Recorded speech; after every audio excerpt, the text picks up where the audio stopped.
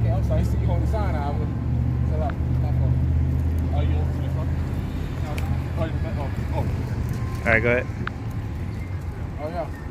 You want me to read? Yeah. Oh, I'm okay. the shot. Yeah. Go ahead. Shalom. We're the Hebrew Israelites.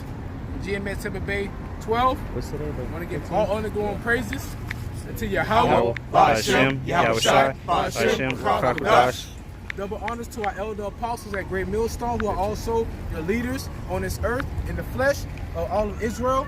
Single honor salutation to all your sisters and brothers who are also risking your life and freedom to do so to preach His word out of fear and also out of faith in Yahweh Shai. And peace and blessings be to all the sincere men and women in the children who also do consist of the 1/3 of the spirit and power Yahweh Shai. And peace and blessings also be to the confusion of faces in the four corners of the earth who also do believe in the spirit and power Yahweh Shai. Shalom, peace and blessings be unto you all, and no peace unto the wicked. All right, and understand the times that we're living in right now. We are in the spirit of prophecy. Can you please give me Revelations 19:10, Baba Kashat?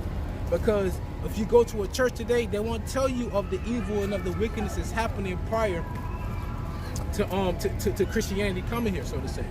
All right, everything that's transpiring right now while we live on this earth, all of this has already been ordained by a higher power. All right, and there's nothing that you can do to actually stop this power or to stop this evilness from coming unless the Heavenly Father comes down with the only begotten Son.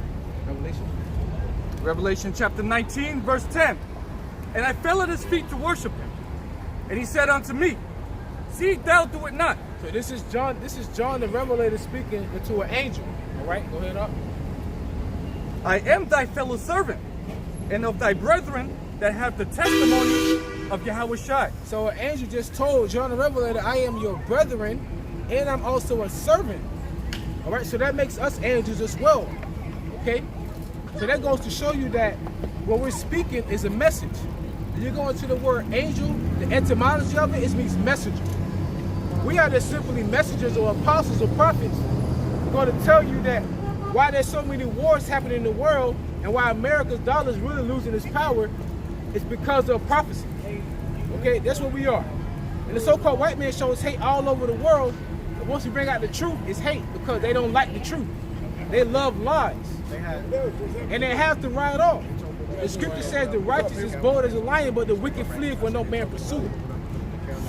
Hey, but hold on. Really what it is, the scripture says in Amos, the 5th chapter, it says they hate him that rebuketh at the gates. So they will say that we preach hate. And they don't love it. All right? Go ahead. Right. It says, I am thy fellow servant, and of thy brethren that have the testimony of Yahweh Shai. And the brethren are the Israelites. Go to Romans, the 9th chapter. Go ahead up. It says, worship God, or the Most High, right, for the testimony of Yahweh Shai. So the testimony of Yahweh Shai, when you go to the Old Testament, the New Testament, and even the Apocrypha was taken out by the Bible Destruction Research Group. Okay, go ahead up. For the testimony of Yahweh Shai is the spirit of prophecy. So the testimony of Yahweh Shai is the spirit of prophecy. When you go inside these churches, they don't speak about prophecy. They don't tell you how America is the mystery whore Babylon, how we're spiritually Sodom in Egypt. They don't tell you that the so-called Negro Latinos and Native Americans are the Hebrew Israelites of the Bible. Okay, according to Deuteronomy chapter 28, verse 68. They won't sit here and tell you that, okay, we are Esau Edom, even though it tells you that in their Jewish encyclopedias. They won't tell you those things in churches. Why? Because these churches out here are false prophets. They prophesy prosperity. Okay? You got something? This is Sirach chapter 39, verse 1. But he that giveth his mind to the law of the Most High, and is occupied in the meditation thereof, will seek out the wisdom of all the ancient, and be occupied in prophecies. We're going to seek out the wisdom of all the ancients, and we're being occupied in prophecy. Okay? And matter of fact, if you go to the book of Jonah, when he was on the boat, they asked him, what is your occupation? He said, one that fears Yahweh. That's our occupation. And the fear starts with the knowledge, wisdom, and understanding. Understanding that all these calamities, all these deaths, all these pestilences, all these diseases, it's all coming from a higher power. While you walking around, not having Ebola, while you walking around able to have cold water in your fridge, while you walking around when you can go down here and get you a tequila, while you driving your expensive car, you're not concerned with the other individuals who are by the masses that are suffering from the calamities that's to come. Because like you say, hey, Jay-Z said, what you eat don't make me shit. So that's how people feel today. But sooner or later, everybody gonna be eating a shit sandwich. Now what? You got more on that? Or that was it? I got one other scripture. Go ahead. This is 2 Ezra chapter 15, verse 1. Behold, speak thou in the ears of my people the words of prophecy, Right. which I will put in thy mouth, saith the Lord. Which he shall put in your mouth, serve the Lord. It tells you, can you give me Hosea 12 and 10, Bible Bishop? It tells you that the Lord only speaks by his prophets. You got something in particular? Yeah. Okay, come on, after this one, I got you, man. The Lord speaks by the mouth of his prophets. That's what the king does. Prime example. If you look at the movie 300, you had King Leonidas of the Spartans. A messenger was sent to him from the Persians, if I'm not mistaken. Said that we come with what? Was it heaven and earth or heaven and water? Something to that extent. A king to another king. I'm not going to speak to you face to face unless it's that dire, but I'm going to send me a messenger. We're simply messengers of the king who is Yahweh Ba'ashim Yahweh Shai. Okay, go ahead up. Verse 2, and cause them to be written in paper, for they are faithful and true. For them to be written in paper because they are faithful and true. It's not in stone anymore. It's in paper. And we're reading out of what? The Bible, which is written on what? Papyrus paper or even just regular all white paper, printer paper, all right? Go ahead up. This is Hosea chapter 12, verse 10. I have also spoken by the prophets, and I have multiplied visions and used similitudes by the ministry of the prophets. So the Lord said he has multiplied visions. You have, here it is, all these years, people been talking about there are UFOs out there. Now here comes the United States of America military says we've been watching UFOs. But nobody wanted to believe the commoner. But then once the government tells you that, now all of a sudden you're locked in. But the elders been telling you that for 30 plus years. Because what you call UFOs are the chairs of the Most High. The Lord been telling you about the downfall of America by the mouth of his prophets. But because victories are so good cheap, you're not concerned with paying an extra 50 cents on gas or an extra $1. Listen, I used to get 18 dozens of eggs from Walmart for 85 cents. I gotta pay $1.15 now. Do the math on that. The dollar's losing its value. It's not gonna happen in the instant. You know what I'm saying? Like a tornado. Gradual. It's gonna gradually happen. Go ahead. Say when I began to visit. When I begin to visit thee, this is the beginning of all devastation amongst all you people. Because when the dollar loses value, you have no power. Because right now it's power in money. When that money loses value, now you have no power. Now it comes to brute strength. Now it comes to your animalistic tendencies. Because we all are animals, we're mammals, right? But money can make you get rid of a murder charge. Not in that day, right? Okay? I'm good.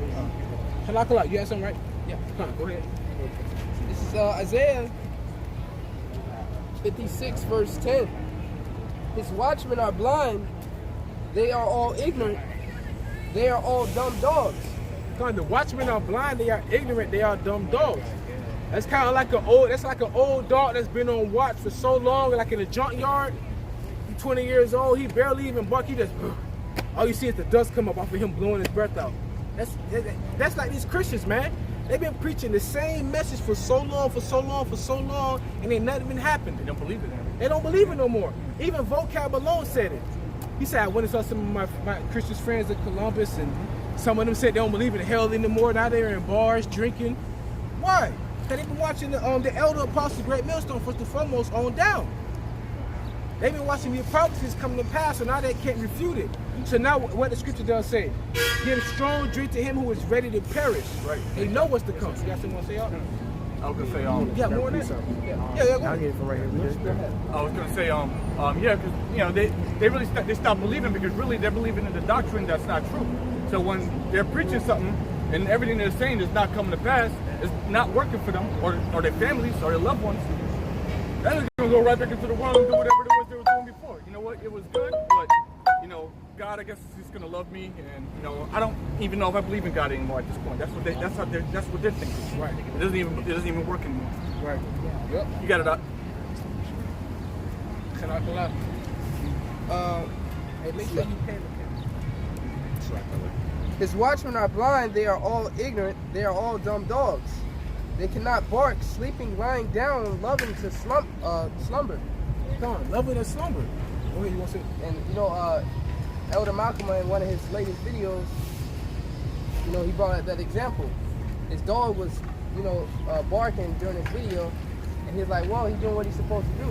What good is a dog if he don't bark? I mean, so a dog is supposed to bark to let you know an intruder is coming, therefore signifying that danger is headed your way. All right, and a lot of these Christians, that's what they are. These people of this world, they're dumb dogs. All right, they're not barking to let the people know that danger is coming, man. All right, On the household. exactly. Come on. You That's know? your part.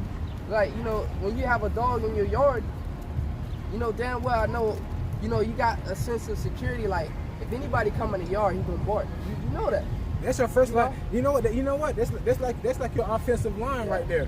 Exactly. You can't get to the quarterback unless you get through them. You No. can't get to me unless you get through the dog. Right. And right. even if somebody shoot him or whatever, he gonna bark and to let you know, like, The hey, last somebody, one, yeah, the last, somebody out there. Yup. You know what I mean? So Yup.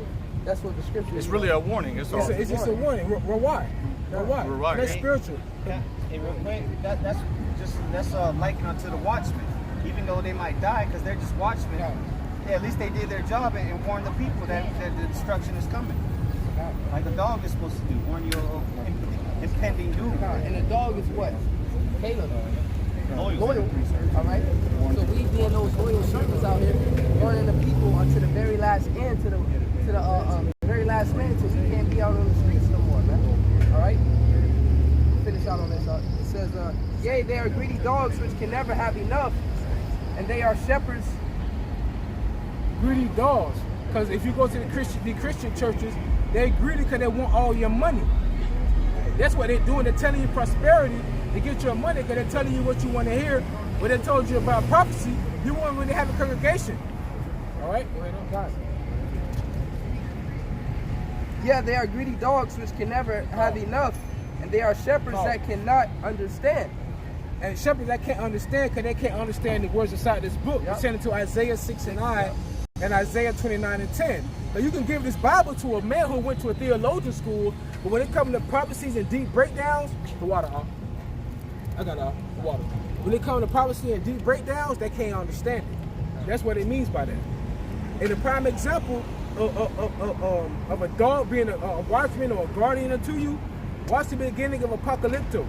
Because while Jaguar Pop was sleeping, Rudy Trueblood, his real name and character, while Jaguar Pop was sleeping in his tent with his wife, a dog kept barking. And his wife said, would you go out there and kill that dog? But he was still asleep. And then all he heard was the dog say, arr! And then he woke up and realized they was coming to take everybody in the village. So that dog was the last line of defense prior to them coming to taking everybody in their movie. And that's a prime example of them being them dogs, man. It's gonna be too late then when the enemy comes in like a flood. That goes to these other Israelite camps as well Come too. They don't prophesy. All right, they will tell you everything but the prophecies and the warning that Yahweh Shem Yeshua was giving us from old. Okay, they're gonna tell us, you know, you're Israelites, but they're gonna stop right there. They're gonna tell you who the devil is, but they're gonna stop right there. You know, but everything that's happening right now, we speak about, but because you know, through the spirit and power, the prophets are up here. Okay, but they're not prophesying. They're not giving you the warning. It says, shepherds that cannot understand, they all look to their own way, everyone for his own gain from his quarter. Right, from his own gain, from his own quarters. All they trying to do is gain over on the minds of the people. All right, because in order for you to tell a lie, you have to know the truth. That's it. It's a balance. So, No, if I say this too, you know, and that's why Christianity is, that's why they, you know, it's all are accepted. Gay, lesbian, come as you are. Why? Because it's nothing but a racket of making money, man. That's all that is, to make money. That's why it's so, the game is so broad. Okay? Because they can care less what you believe in, as long as you just come and just pay your tithes, man. And that's why the scriptures say the way to destruction is broad and wide. Don't pray for anybody, and Christians don't pray for anybody. You know, not knowing about their works or their deeds. Okay, I'll pray for you. You know, a person of the devil. And you know what? That's spiritual too, because like the brother was saying, like, you know, this brother said, the way to destruction. If the way to destruction is broad and wide, like you said, in Christianity, they accept any and everybody. Well, when you accept any and everybody, you don't care about who make the laws. And one of the Rothschilds said that. They said, I care not who make the laws, as long as I get all the money. Prime example, same thing with the Christian church. I don't care what they believe in the Bible, as long as they're willing to give me their money. It's the same aspect. It just come in a different format. All right? A little bit more. Go ahead. It says, come ye, say, I will fetch wine, and we will fill ourselves with strong drink, and tomorrow shall be as this day, and much more wine. Right. So they said, hey, with much wine and strong drink, we shall fill ourselves today and be much more merry. Can you give me Isaiah 29 and 8, Baba Kashar? Because you can do that physically, because that's what Jake do. Drink all day, pop pills, smoke weed, fuck bad bitches, spend all kind of money on cars, go on different vacations. That's a wine of America. Being to a state of debauchery. Always constantly feeding your flesh. Go ahead up. Isaiah 29 and 8. Yeah, if I'm not mistaken, we said they are drunken, but not with wine. All of this, that's it.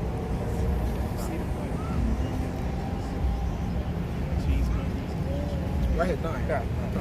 Isaiah 29 and 9. Stay yourselves in wonder, cry ye out and cry. Right. They are drunken, but not with wine. They are drunken, but not with wine. And brother just brought that out in the last precept. Okay? Go ahead up.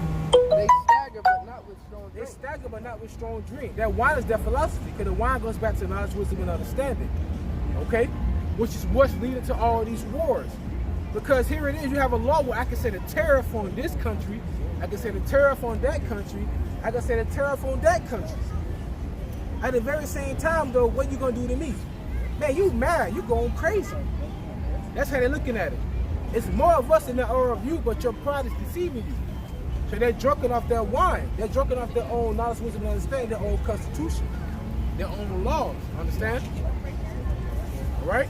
So right now, we're living in the time for the elect, this is spiritual warfare. But for the rest of you people, it's physical warfare. Because you're going to be out here trying to form your own garrisons to protect your own family. It does not matter how much you make annually a year. When it comes to food, water, life and death and protection, and they're going off of intuition, you can't buy that. That has to be instilled inside of you. So we coming into those times, yes. That's what the same scriptures. You got it? Yeah. Okay. This is Ezekiel chapter 3 verse 17. Ezekiel chapter 3 verse 17. It says, Son of man, I have made thee a watchman unto the house of Israel. Right. Therefore hear the word at my mouth and give them warning from me. Right, so right now, hey, that's beautiful. That's why they say they hate him that rebuketh at the gate. Because right now we're at the gate. But a dog, just think about it. A dog at a junkyard, he's at that gate. He telling you, no, don't come over here. Yeah. But at the same time, though, we trying to warn our people that the enemy's trying to come over the gate.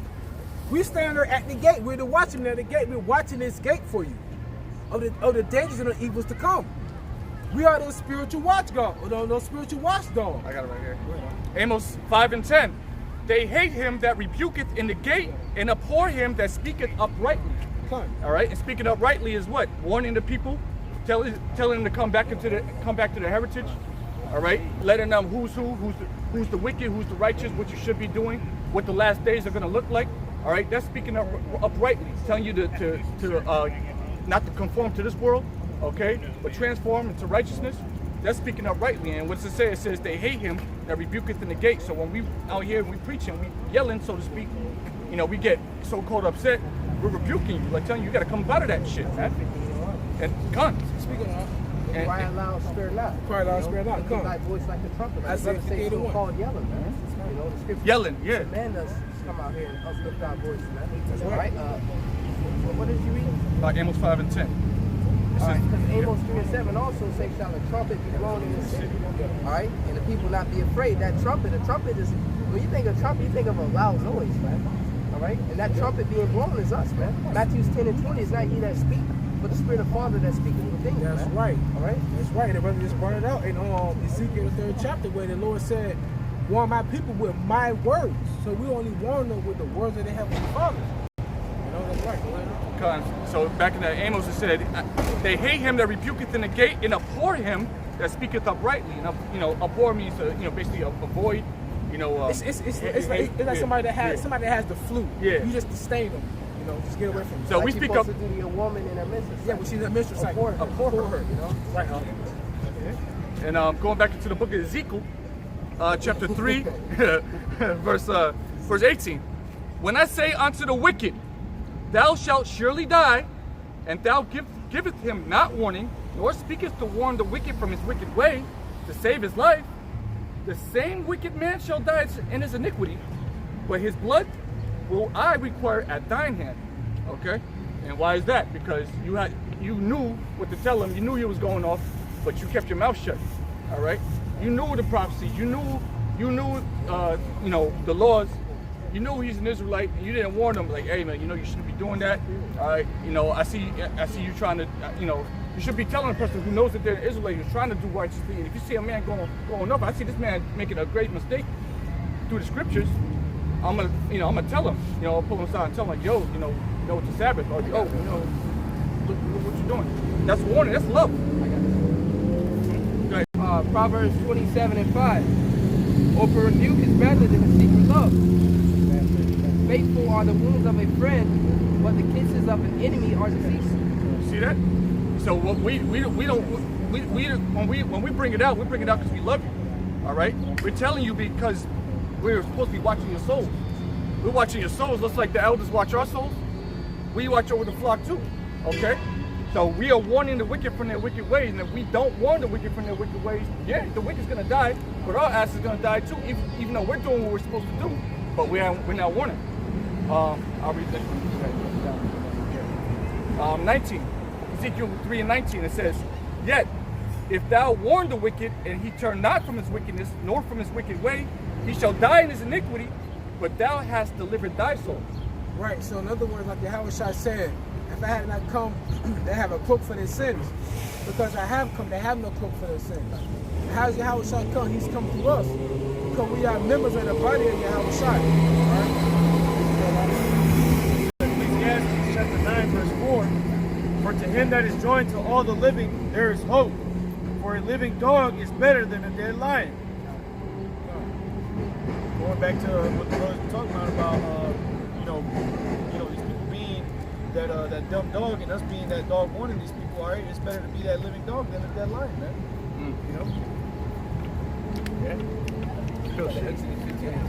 And what are they? They're dead. According to what? Revelations 11 and 8. They're dead bodies. Going back to Ezekiel the 37th chapter. All right? They're dead, man. All right? Spiritually dead. No breath. Exactly. No breath or no life is within them, man. All right? You see you walking, yeah, they're alive. They got flesh on them. All right? And then even going into even more edification on that, you got people that wake up to the Israelites, they put that flesh on those dry bones, but then they have no breath. Like the 3 Stooges earlier, they had no breath with them. They had the flesh on them, but actually they took the flesh off.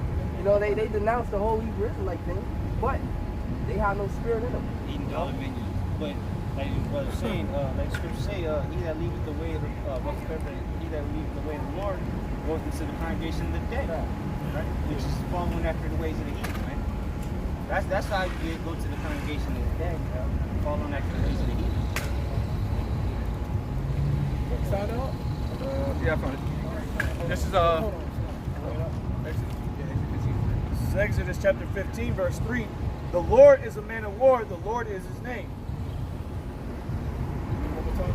The Lord is a man of war. The Lord is a man of war. Going back into what I want to open up with, going back to all these wars that's happening, all this is prophecy. All of this is prophecy.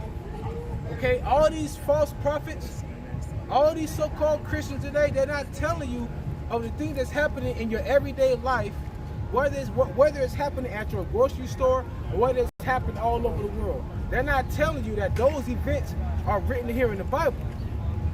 That's the difference between a prophet today and a so-called Christian today. Okay? Because right now, you have all these countries, they're intertwined with America. And when you think about tariffs, that's trade war. That's trade war, okay? You got what it says in the Lord ruleth in the kingdom of men. Daniel 4:17, if I'm not mistaken. Come on. Read it one more time, Bible Bishop. The Lord is a man of war. Yahweh is his name. No, Yahweh is his name. All right, go ahead, up. Book of Daniel, chapter 4, verse 17. This matter is by the decree of the watchers. By the decree of the who? Watchers. By the watchers. So the decree that we're speaking on, it's been given to us. That's why the scripture says we've been given the unction to know all things. So we are able to speak a decree that's not been given to us by a theologian school. It's been given to us by the Spirit. Going back to 1 Corinthians in the 2nd chapter. Right up. It says, this matter is by the decree of the watchers, right, and the demand by the word of the Holy One. And by the demand of the word of the Holy One. The brother just brought out Hosea 12:10. Go ahead up. To the intent that the living may know that the Most High ruleth in the kingdom of men, right, and giveth it to whomever he will, and setteth up over it the basest of men. So right now, we coming to realize that the reason why this kingdom is falling, because Yahweh Ba'ashim Yahushua is ruling within all these kingdoms. You have to understand that. Can you give me Proverbs 20? Proverbs 21, if I'm not mistaken, 21:1. Where it says the king's heart. When you think about a president, you think about an emperor, all right, a prince. You think about all the different titles of a ruler, a dictator, a fascist. They all go back to kings. They rule over their own people. All right, when you think about, okay, who rules Russia? You think about Vladimir Putin. You think about who rules Venezuela. You think about Maduro. You think about who rules America. You think about President Trump. You think about who rules North Korea. You think about Kim Jong-un. Those are the kings of their provinces, of their people at that time. Okay? You got it up? Proverbs chapter 21, verse 1. The king's heart is in the hand of the Lord Yahweh. Your heart is your mind. Go ahead. As the rivers of water, he turneth it whithersoever he will. So the Heavenly Father have it to what? Hey, why you think Donald Trump said he agreed on something? And then a couple of days later, he said he don't agree. The Lord, he flip-flopped. The Lord, like a pancake, the Lord just said the king's heart is in my hand. I control his mind. What makes you think he don't control your mind? That's the Heavenly Father, man. You're not only in the physical war, you are in the spiritual war every day. Understand? Wait, was it on that? That was right. yeah. Right, you go one more time. Give me Matthew 24. Yep. You got something in particular? I got a quick brief. Go ahead, Up. Go ahead. Oh, go ahead. This is Exodus chapter 15, verse 3. The Lord is a man of war. Yahweh is his name. So going back to the Lord, what it said, the king's heart is in the hand of the Lord. That means that the Heavenly Father is a man of war. So we see all these nations going to war. The Heavenly Father is controlling the minds of these nations to come to the demise of Esau, Edom. Hey, Mayim, hold that bubble aside, and I'm just going to throw this in there real quick. It's Daniel 10 and 12. Then said he unto me, fear not, Daniel, for from the first day that thou didst set thy heart to understand and to chasten thyself before thy God. So, I guess restrict himself fast. Right? It says, thy words were heard, and I come for thy words. This is the point. But the prince of the kingdom of Persia withstood me 21 days. But lo, Michael, one of the chief princes, came to help me, and I remained there with the kings of Persia. He's working on his mind, man. Mm-hmm. Right? Because back during that time, they had strong minds. Stronger mind. So he withstood them. You know what I mean? Trying to put that instruction in his mind, but he had a strong mind. And that's spiritual. He withstood me, you know? Hey, you're not lying, though, because what it says in Romans the 9th chapter, he hardened the mind of Pharaoh. Exactly. The Lord had to harden their mind. So that's just a precept to go with. It's spiritual because before time, the Lord said, I have made men upright. But they've sought out many inventions. So their mind was much more like a stub. Alright? They was stubborn. Alright? Like the stub of a tree. Many of the poems talking about in the car. Go ahead up. Matthew chapter 24, verse 3. Yep. On page. Matthew chapter 24, verse 3. It says, And as he sat upon the Mount of Olives, the disciples came unto him privately, saying, Tell us, when shall these things be? And what shall be the sign of thy coming and of the end of the world? Verse 4. And Yahushua answered and said unto them, Take heed that no man deceive you. Verse 5. For many shall come in my name, saying, I am anointed. Or Christ, it says here. Hey, when it says Christ, it's talking about a Messiah. You had the God-given comforter who got taken out for tax evasion.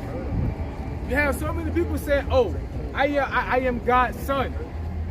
But here it is, you still have homosexuality going on in the land of Israel. And the Lord destroyed Sodom and Gomorrah. Understand? Where's King David? Where's Yahushua? Where's the 12 pillars for the 12 tribes of Israel? If you're supposed to be the Most High Son. For many shall come in my name, saying, I am Hamashiach, and shall deceive many. Right. And ye shall hear of wars and rumors of wars. And we are hearing of wars and rumors of wars. Right now, you have America. They still don't want Turkey to get those S-400s because they're getting the F-35s from them. Now here it is. You have it to where D.A. Trump told Mexico, listen, you're going to put 20% tariffs on all your exports unless you stop these immigrants, so to say, Israelites, from invading the United States of America. But then here it is on a flip-flop. You talking about that flip-flop? It's a car. Mexico said that what we gonna do? We gonna buy most of your farmers' product. They said we'll buy that from you so that you can get the money. But guess what that's gonna do to the people that's been cultivating that land? Hold on, what are you doing? You buying them boat? You buying me out? It's like take that nickel and dime. They be like, hey man, how much you got over there? You got 3 pounds? You buy them? No man, so when you break it all down by product by product by product, by barcode by barcode by barcode, you gotta put extra taxes on it. Yep. Okay, every time you transport something and less boat, you gotta put taxes on it. That's why they have middlemen. So matter of fact, DJ Trump like, you know what? Buy all this in boat. So now these farmers don't have to sell it to all these other companies in America, or to all these department stores in America. Mexico just gonna buy it all in boat. They're like, hold on, what the fuck? I can't make profit off of that. Only way you make profit is about taxing. Because the companies are just Distributors, right. So then you can go to Walmart and buy singles like that. But Walmart got that Nestle water from the Nestle company. You know what I mean? But they didn't sell it to you singles. But they only gonna sell to Walmart like you said, they both on pallets. Yep. You know, on them pallets. You paying both. They buy by the millions. Yeah. Millions.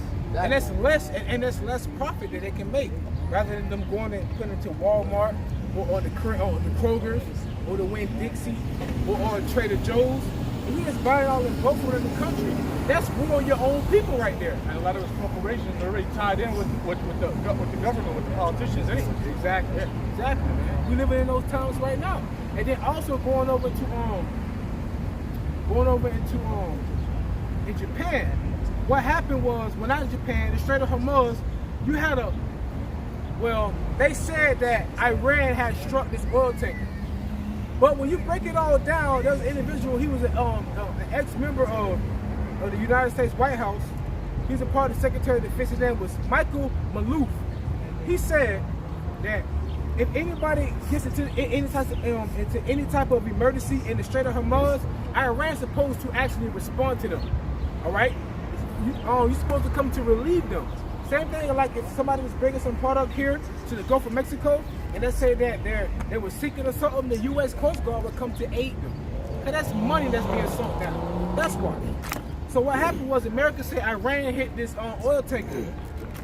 The Norwegian people And the vessel was one of the vessels was also owned by Japan. The Norwegian people said the Iranians actually came and rescued us.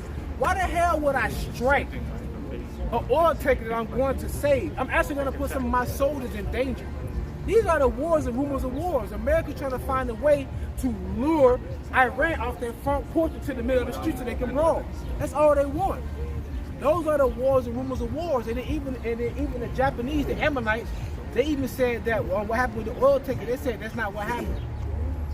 So here it is, man. You have all these wars and rumors of wars that's actually going on right now. And it's also been written in the Bible. Okay? You hear that? Con. You got something to say? Yes, sir. Oh, yeah. Hey.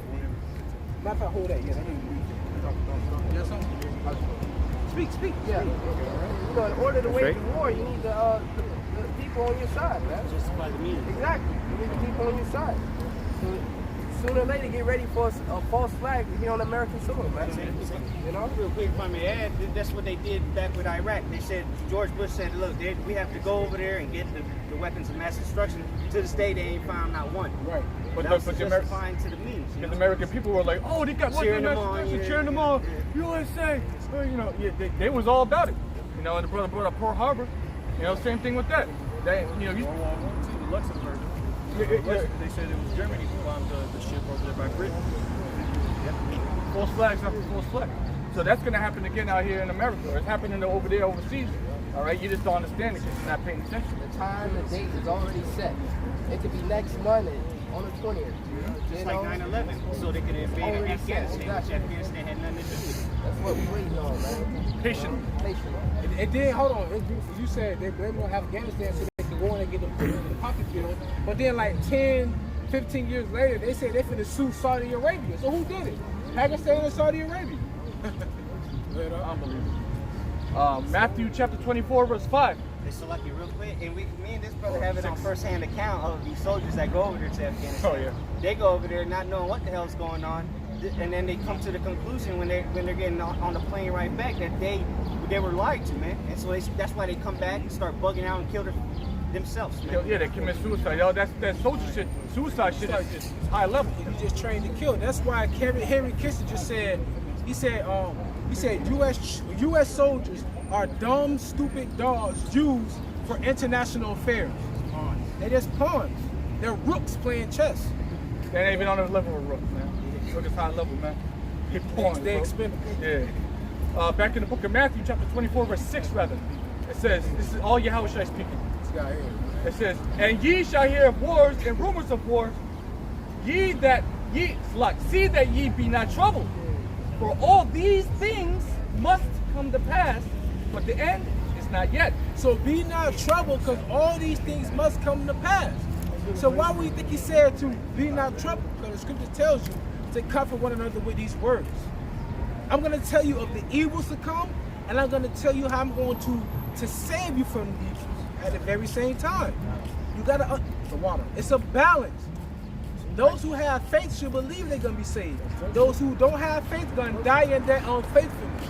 That's why the Lord said, let not the incredulity of them trouble you. So if they don't believe, don't let that trouble you. Because in that day, they're going to be willing in the day of the power of Yahweh Hashem Yahweh Shai. That's right. Okay? That's right. Oh, that's right. You have something you want to say? Come on. This is Jeremiah, verse 50, verse 9, or chapter 50, verse 9.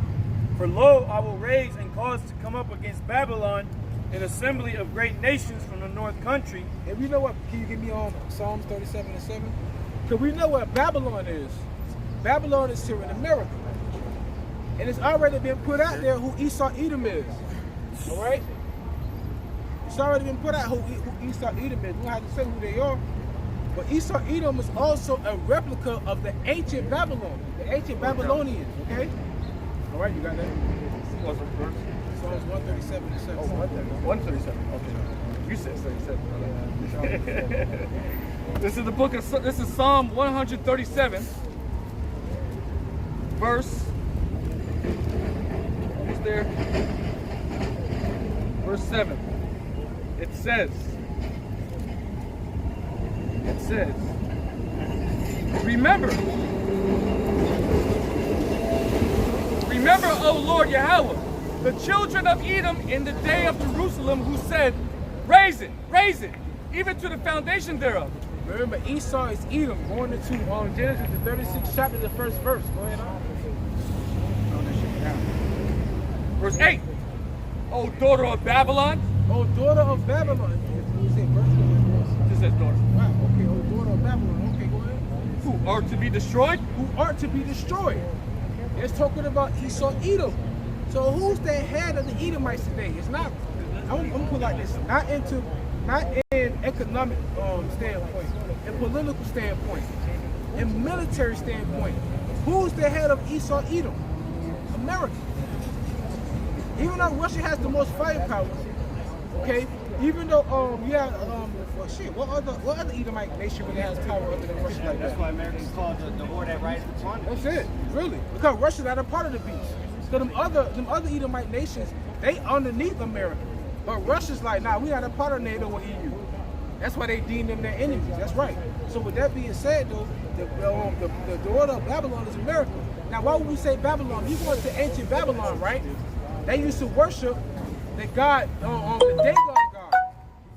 And the Dagon god was the fish god. And here in Christianity, if you look on the back of most cars, people will have a fish that says Jesus inside of it. That's Babylonian worship right there. It's the Pope's hat. The Pope's hat and the papacy, that goes back to the Babylonians as well. Understand? Farther back than that, to the Philistines. Same, the Hamites. They go back to Ham all over again. Come on. Real quick. Second Esdras. Yeah, come. Let me read this again real quick. This is Psalm 137 and 7 and 8. It says, remember, O Lord, the children of Edom in the day of Jerusalem, who said, raise it, even to the foundation thereof. O daughter of Babylon, who art to be destroyed. Before I read on, we get this in 2 Esdras 6, because the brother was saying, you know, at the end of this, who's ruling right now? Edom's ruling. It says 2 Esdras 6 and 9. For Esau is the end of the world, and Jacob is the beginning of it that follows. God, this is Jacob right here. All right, this is who our Jews, this is who Jacob descendants are. Got that? All right. Yeah. So Esau is the end of the world. So Esau, everybody knows that we in the last days. All right, everybody says it. Even the most bugged out of people will say that we in the last days. So it says that Esau is the end of this world. All right, and it says that that Edom is the daughter of Babylon, or to be destroyed. Finishing this off, it says happy. And this is Psalm 137 and 8 in the middle. Happy shall he be that rewardeth thee as thou hast served us. Happy shall he be that taketh and dashes thy little ones against the stones. Come on. Happy shall he be that is taking and dashing thy little ones against the stone. You do the same thing to our children. Come on. Jeremiah 50 and 9. For lo, I will raise and cause to come up against Babylon an assembly of great nations from the north country, and they shall set themselves in array against her. Can you give me Obadiah 1? All right, well, it's only one chapter, but Obadiah like the let's start from the top, matter of fact. Because it said he's going to bring an array of nations to come against Babylon. All right? They come against Esau, Edom. All right? That's going to come against her. That's verse 7 in Obadiah about that confederacy. An assembly of great nations from the north country, and they shall set themselves in array against her. From thence shall she be taken. Try to make sure you know what verse I want. You said from the top. Jeremiah 50 and 9. For lo, I will raise and cause to come up against Babylon an assembly of great nations from the north country, and they shall set themselves in array against her. From thence she shall be taken. Come, from this shall she be taken.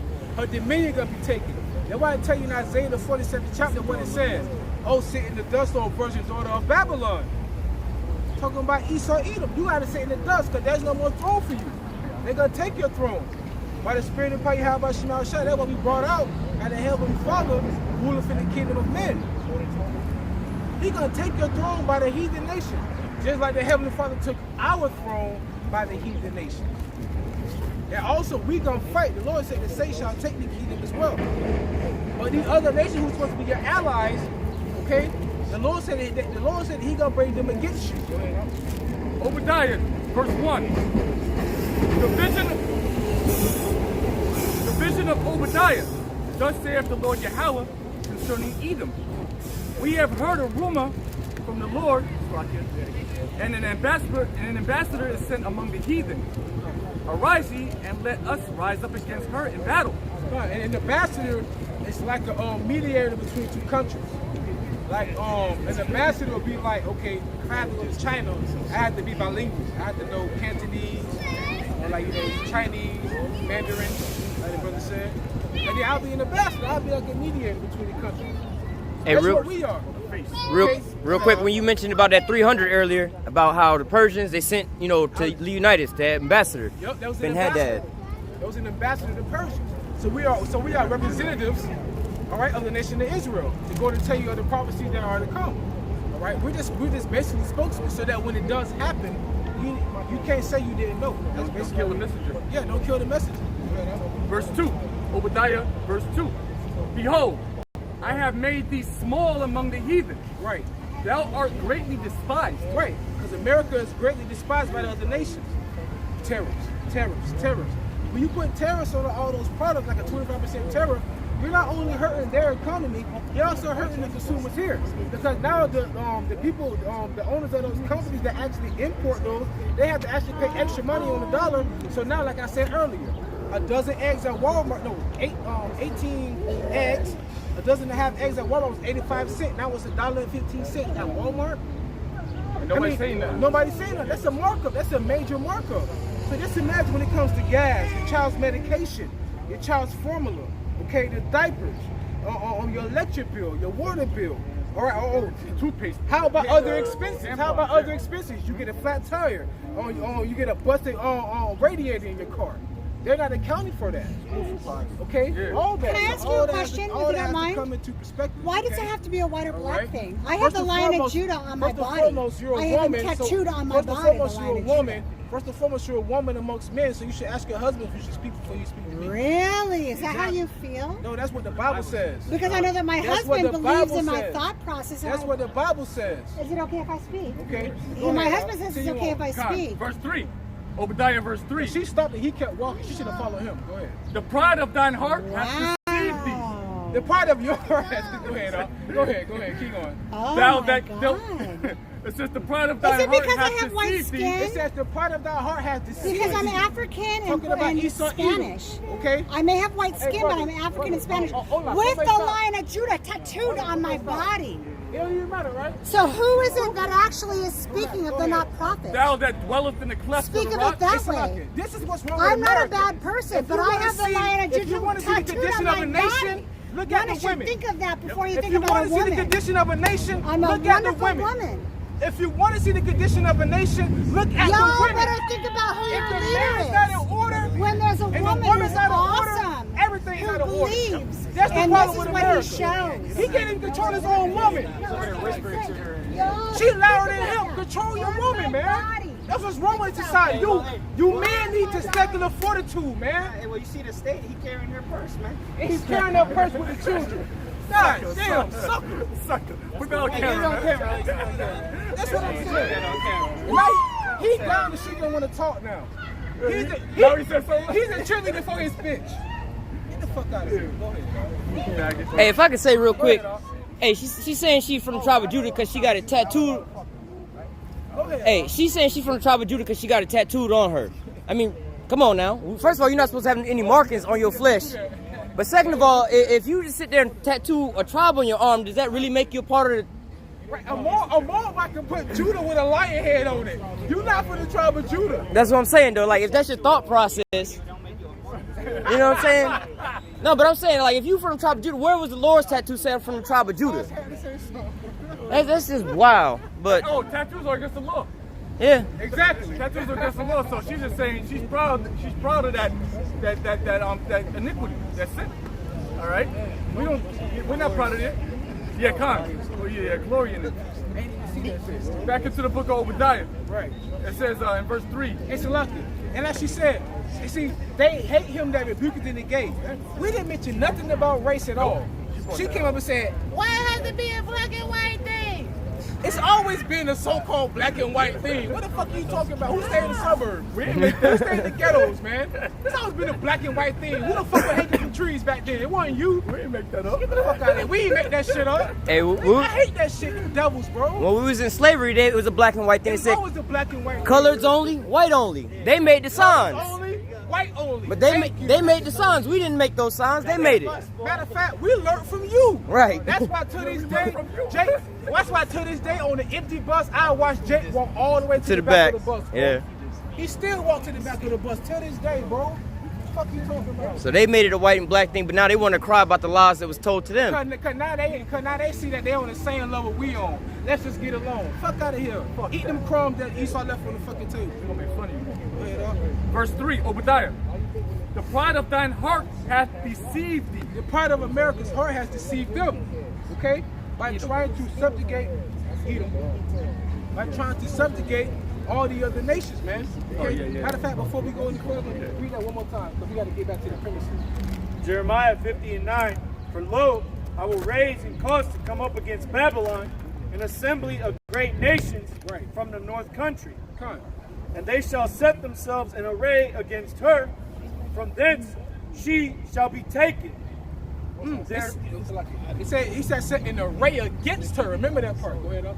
Their arrows shall be as of a mighty expert man. None shall return in vain. Arrow shall be like a. Hey, hold on. What a missile sign at? Over there. Oh, that's the arrow. Can you see that up? Come. I don't even pan that bitch. All right, keep going. I got a wide screen. I got from Osh all the way down to here. I don't even pan that bitch. He said he got it already. Go ahead, man. Bet. Verse 3. The pride of thine heart hath deceived thee, thou that dwellest in the clefts of the rocks. Right. Go back to Esau, Edom. Yeah. Arthur Koestler said it. The 13 tribes, that book. Okay, go ahead, Al. It says, as a matter of fact, Job the 30th chapter. Whose habitation is high. Whose habitation is high. Why you think, pan the camera out, Baba Bashar, why you think you see all of these skyscrapers? It's even a law that you should not make your house over what, 3 stories high? So in other words, we're gonna have palaces, not castles in that day. All right? They have like 20, 30, 40 story high buildings. The Twin Towers. Okay? Babylon all over here, exactly. It says, that saith in his heart, who shall bring me down to the ground? Right, so Esau said, who shall bring me down to the ground? What are you going to do if I put these tariffs on you? What are you going to do if I come and occupy your land? What are you going to do if I'm floating around in international waters with warships? Or, matter of fact, they don't even call them warships. They call them destroyers. Destroyers. They call straight up destroyers. They call them destroyers. We got everything. We got cannons. We got fighter jets. They can take us in 5 minutes. All that shit. We got Minutemen that in their sleep, they can get up and get clothed in 1 minute and be on their shit in 5. And at your ass in 10. Ready for what? Do something. And also they got men or women sitting in rooms right at the switch. Get ready to push a missile. Push that button? Yeah, all 24 hours a day, 7 days a week. Straight women, right? Yeah. Yeah, straight women. You know, ready to push a button. They get a code. They sitting there all. Turn the key. Yes, all day long. And also, I want to add too, wherever the president goes, there's a certain individual that walks around with a briefcase that's handcuffed to their wrist. That has the lunch codes. That nuclear football. The water. It's called a nuclear football. Wherever the president, that's what the pride had deceived you. And you know what? Keep playing. I'm gonna drop a nuke on you. That's why they call it. He's an idiot. That's why they call him. You have to see the video on it. About the lunch codes. Matter of fact, I need you to re-upload that. Baba the show. They call 2 people, man. They tell you Alpha, Omega, Psi, Phi, whatever the case may be. Then they relay that same code to the people in the Pentagon, like the top head, the top general. He in this room in the Pentagon, like, okay, are you sure you want to do this? He telling them codes, gotta put them codes in, turn that key, and once you press that button, prophecy been fulfilled. That's it. That's it. It's been won. Literally in 1 hour it's gonna be won. All right? You talking about them times, go ahead up. You're gonna go right down to that. Verse 4, Obadiah. Though thou exalt thyself as the eagle, and the eagle, go back to the Roman, the Greco-Roman Empire, go back to the Germans as well. And lo and behold, the national animal is what? The eagle. All right, go ahead. Though thou exalt themselves as the eagle, and though thou set thy nest among the stars. The stars. Who is that? That goes back to the International Space Station. All heathens rule up there. You have Edom. Yep. You have Moab. Yep. And pretty much it's Edom and Moab. I think Elon trying to get Elon trying to get them trying. They got one up there. Actually, they got a thing around the moon. They got a satellite around the moon. Okay, but they're all heathens though. That's right. Yeah, ain't no Native Americans. Ain't no Native Americans up there, right? Hey, but the first Ain't two no people, Hamites. the first two people to actually send men up there were both Edomites, America and Russia. Sputnik.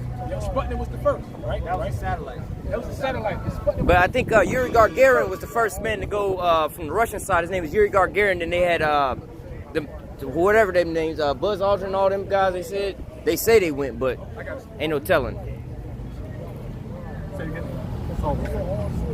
Back in verse 4, or verse, all right, boss. Yeah, verse 4. It says, and though thou set thy nest among the stars, the nest can even go back to a cache of weapons. Among the stars, thence will I bring thee down, saith the Lord. Yahweh. Right, and they got that iron rod. It's called the iron, I believe it's called the iron rod. It's pretty much what it's like A tungsten rod. Basically like a telephone pole. destroy shit. You know, it's like it's a new pretty much. Yeah. They show that in that movie, something Cobra, where they say it's the hand of God weapon. They shoot. It's basically like a telephone pole down. G.I. Joe. They got that same weapon in Call of Duty Advanced Warfare. It's like they have a concentrated energy beam that just fry your ass. Well, that's some laser weapon. They got them. Yeah.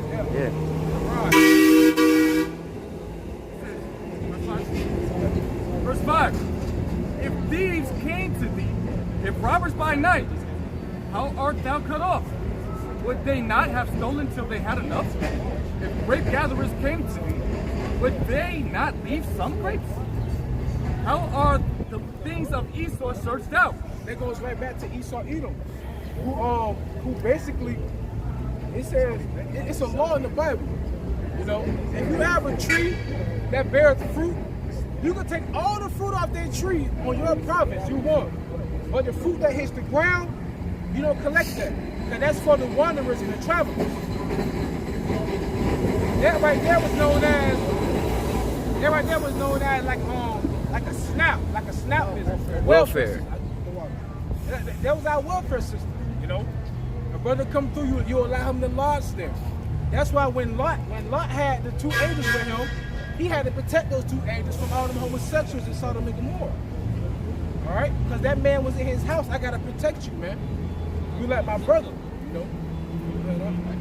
It says, how are the things of Esau searched out? Right. How are the hidden things sought out? Right. And just like when he attacked in Iran. I mean, hold on, in the Strait of Hormuz. Oh, they say Iran hit them. Even the Norwegians and the Ammonites said that's not what happened.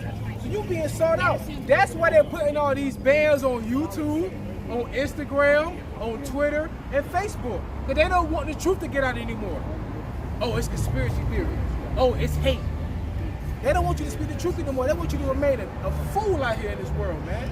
Keep spending your money, keep clocking in and clocking out every day while we keep ruling the world. Like you think you got some shit. If you ain't signing no checks, you ain't doing shit. Verse 7. All the men of thy confederacy have brought thee even to the border. Say it again?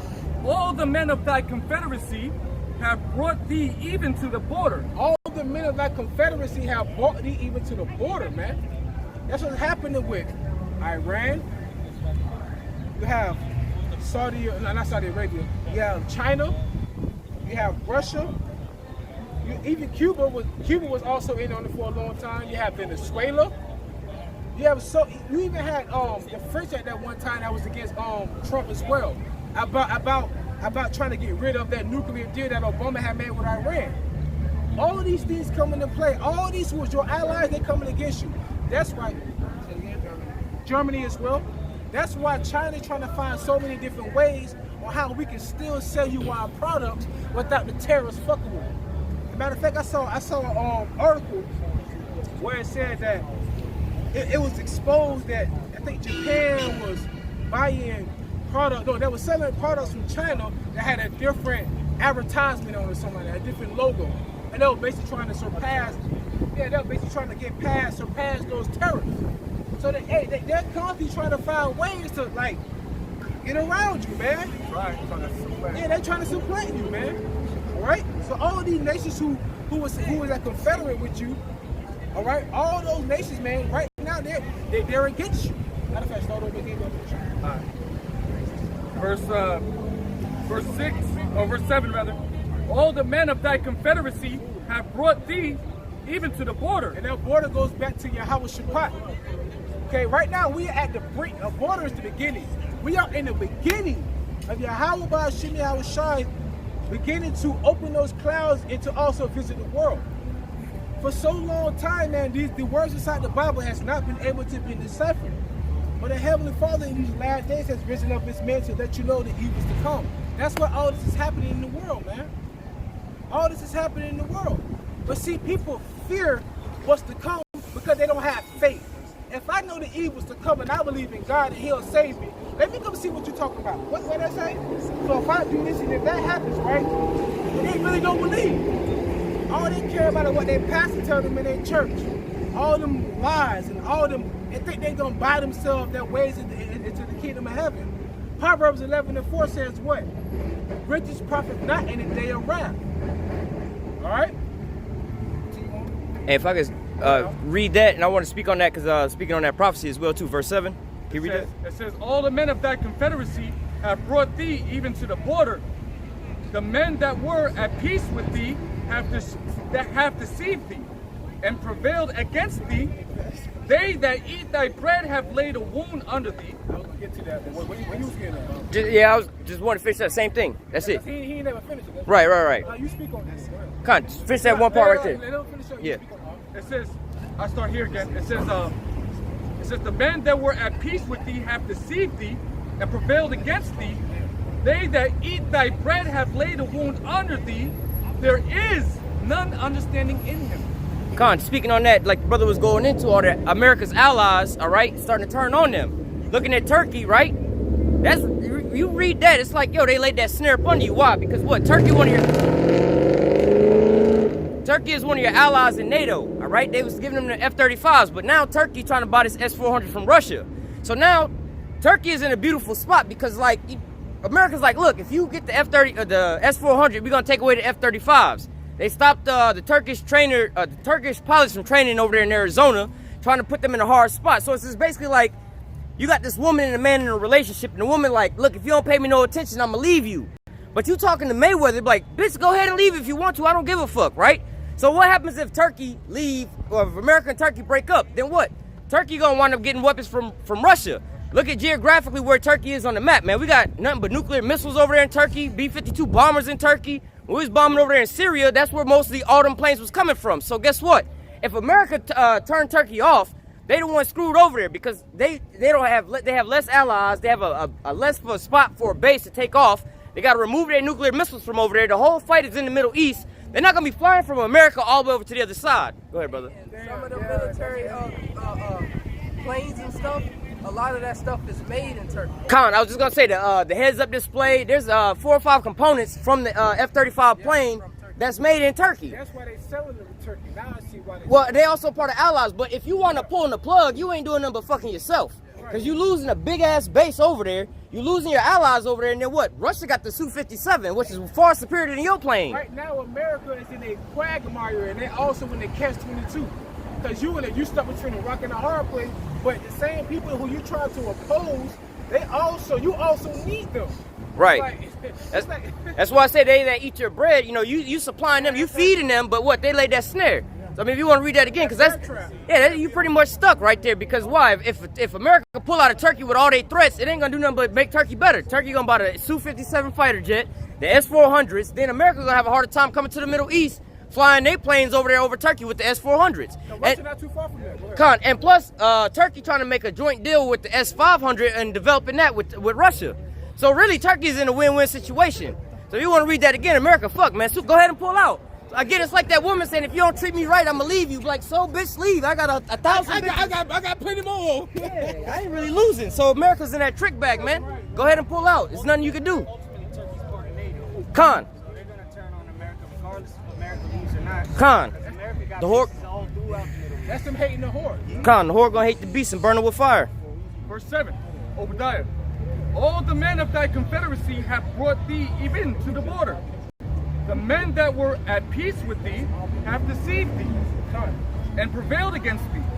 They that eat thy bread have laid a wound under thee. There is none understanding in him. They laid a wound under you. There's no understanding in you. Like, where's the sin? Their brother just said it. How is it that you're going to try to put tariffs on me, but you still need the components to make your F-35 that you are selling to me? But now you're upset because I'm buying those S-400s, man, from Russia. Like, where's the sense in that? There is no understanding in you, especially coming from the men of Timon, all right? Coming from the wise men of Edom. 8. Shall I not in that day, saith the Lord Yahweh, even destroys the wise men of Edom, and understanding out of the mount of Esau? Right, because it's the scripture that says in the Apocrypha, it says that wickedness is not wisdom or not knowledge. So their wickedness, because what they do is drink. But matter of fact, you give me your own.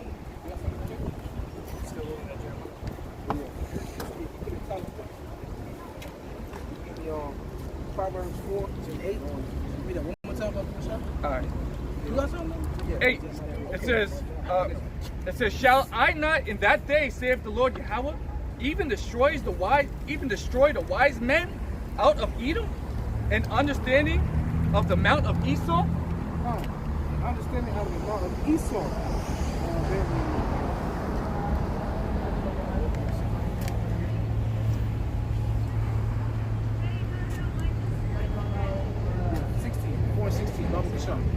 This is Proverbs chapter 4, verse 16. For they sleep not except they have done mischief, and their sleep is taken away unless they cause some to fall. So they sleep. They can't sleep. They go back to Micah 2 and 1. Esau can't sleep. Okay? Because they, matter of fact, can you hold that? Can you give me Micah 2 and 1? I think you can. You want to help me out?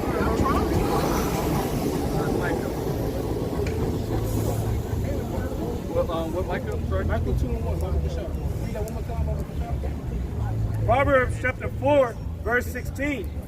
For they sleep not except they have done mischief, and their sleep is taken away unless they cause some to fall. And so their sleep is taken away unless they cause you to fall. So Esau, he can't even sleep at night unless he put a snare up under you. Unless he put you in a trick bag. And I ain't taking this L, man. Fuck it.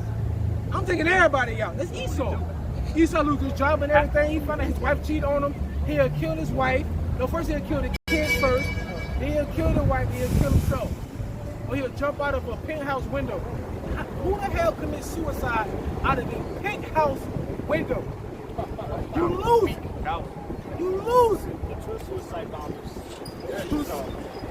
They'll be the first ones. If shit hits the fan over here and they have bombs, they're going to be the first ones doing that shit. For they sleep not except they have done mischief, and their sleep is taken away unless they cause some to fall. Micah 2 and 1. Woe to them that devise iniquity and work evil upon their beds. Woe to them that devise iniquity and work evil upon their beds. I've watched many Hollywood movies, but you see Esau, he sit upright in his bed with his glasses on, got a little nightlight on, his woman laying next to him. Honey, when you going to bed? Oh, I gotta finish these last few papers. That's Esau right there. While he laying in bed, he thinking about what can I pass? You know, what possibly could I do? What other mission could I bring upon the world? Because it's been given into my hands, Job 9:24. That's how they thinking, man. Okay. Yeah, go ahead. Read verse 17. Oh, yeah. Matter of fact, after you go with it, what's going on? It says, woe to them that devise iniquity and work evil upon their beds. When the morning is light, they practice it. So when you wake up, you be like, breaking news, mandatory, everyone in the United States of America by 2020 must be implanted with an RFID chip. You best believe that day is coming, man. Because they have the power to do that. Right now in New York, if I'm not mistaken, the whole religion exempt from vaccines, Out the window. That's done. Yeah. No, I don't care what your religion is. You have to get vaccinated. They're forcing you into this. They're forcing you into this new world, man. And then they use, the brother Mayom, he showed us a commercial when they had the last fight with Golovkin. I think it was a movie with Tom Cruise. Yeah, it was a split second. They showed him get up. They showed him get inserted with R fighting. That's dirty. NBA game. Brad Pitt. Brad Pitt. Ad Astra. Ad Astra. It's a slight moment in the commercial on the promotion where they inserted him. They basically promoting it with all these gods, so to say, or these idols of the world. So that when you come get it, man, can you imagine, bro? Think about it. Let's just say somebody like Boosie. Look, Boosie, he hurt, he got no money like that. Let Boosie come on Instagram and say, yeah, boy, I got that RFID chip, boy. Yeah, boy, throw them phones up. Everybody in Baton Rouge, man, they be getting their motherfucking hands implanted. Then everybody else, then Future get it, then Usher get it, then Sierra get it, Michael Jordan might get it. Has to be some sort of incentive. It has to be an incentive, man. And if I can say about those people that you're talking about, that's really the advertisers for our people, man. You ain't never seen no Gucci commercial, Prada commercial, Rolls Royce commercial, or anything like that. All these drugs, Molly and all that shit. Molly been around, I think they called it ecstasy, MDMA, way back in the day, right? Same thing, bro. But who is the one advertising? It's the rappers, right? When the rappers come out start talking about this, now everybody on Molly, everybody on lean. You know what I'm saying? This stuff has been around, but it's until these people start promoting it to you that our people start getting it. So what? When the RFID chip come, they start promoting, yeah, we got the microchip, we can do this and we can do, like the one dude who got the auto-tune in his arm. There's another dude with another little thing in his arm too. I forgot what it was. It's not the auto-tune, it's something different. And I'm like, okay, y'all people getting this shit, and then it's the trends. That's basically the idols for our people that they follow, man. All right, you wouldn't see people getting fake asses to what? Nicki Minaj and started getting fake asses. You see what I'm saying? And now they dying for it. You see what I'm saying? But see, it's our people, or the rappers, like you saying. Once they talk about the RFID chip, hey, everything else today out there pushing, it's all advertised by them, not actually by Gucci and Rolls Royce. They the ones ain't doing it. I got a piece of it real quick. Isaiah chapter 9 verse 16. For the leaders of this people cause them to err, and they that are led of them are destroyed. Hey, but you right, because back in the day, hey, we gonna get back to it, but y'all brothers are big in the spirit. MLK, Malcolm X, Muhammad Ali, those are like the leaders of our people. I mean, and that's just Southern kid. What about Northern kid? You have Fidel Castro, Hugo Chavez. I mean, we can go. You can go different routes. You know what I'm saying? But now those leaders are not here anymore. So now who's your leader? Who's your leader? Jay-Z, Beyonce. J-Lo? This cat said Mark Anthony. Hey, I seen my God, since you said J-Lo, I seen a picture of her earlier. She got boots on that are basically jeans, so they come up to about the top of the shin, and it looks like her pants are sagging that low. Like it's just jeans, but it's really just boots. She had on denim That should look funny. Watch these hoes start wearing that. Hey, but that's the same though. We don't have any. You read that one more time about the show? No, we don't have any leaders, man. So Isaiah chapter 9 verse 16. For the leaders of this people cause them to err, and they that are led of them are destroyed. And they that are led of them are destroyed. See, that's on the minuscule level. You're entertainers, okay? And then all these prognosticators. But then when you're looking at IUIC, GOCC, HODC, all these other Israelite groups, because somebody has to be the Church of Berea. Somebody has to be the Church of Berea, and that's Great Millstone. And you got other people on the outskirts who may not be a part of Great Millstone that preach the same doctrine. Okay? So remember that the disciple did say, Yahweh Shai, hey, they casting out devils in your name, but they're running out with us. Yahweh Shai was like, so let it be. They doing the work, right? But then you got the leaders of our people that's telling you, ain't no microchip, it's June. All the information coming out about the microchip. The name of Yahweh Shem Yahweh Shai. Anybody that speak that name is wicked. But we always preaching in that same name. And as we preaching in that name, we still standing being Bumites, while now you got people in your congregation exposing you, being locked up for fraud and everything like that, robbery. Yo, shit getting exposed, bro. It's getting exposed, man.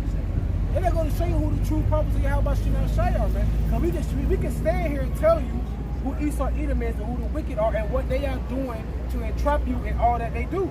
Because on the earth they give it to the hands of the wicked. You know what I'm saying? Go ahead and read that. What time is it? going back to the topic that you was on earlier. This is Mark chapter. It just moved. It's all good. All right, Mark chapter 3, verse. I'm gonna start at 23. It says he called them unto him and said unto them in parables, how can Satan cast out Satan? He said unto them, how can Satan cast out Satan? Right? But that's the spirit though, because if Satan cast out Satan, that kingdom cannot stand. Spirit, go ahead, Verse 24. And if a kingdom be divided against itself, that kingdom cannot stand.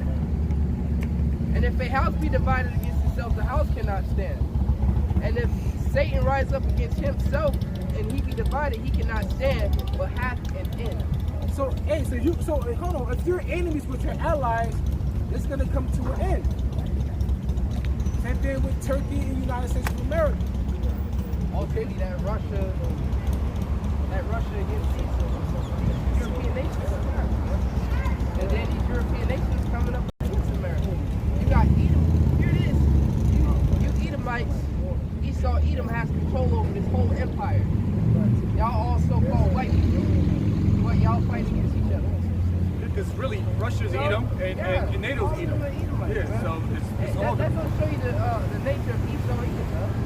Like, you know you can continue to rule. You know, according to prophecy, they're going to, happily. Yeah, they're going to go out. But I'm just saying, you know, if it wasn't according to prophecy, you can continue to rule. If y'all just all ate together, but Esau Edom is just so greedy that he wanted all. Like, you know, those are the real niggas. Those are crabs in the bucket, man. Yeah. Bro, I thought about this either last night or Thursday night. I said, Esau's so stupid. We have cellular phones. You can make electric cars. You can actually have clean emissions. You can fly everywhere with electric jets. You could do all this if you just came together. But it's like, this is the will of the Heavenly Father. So I'm thinking rationally, like, y'all stupid. Or what it said to Obadiah. It said, there's no wisdom in him. Like that's foolishness.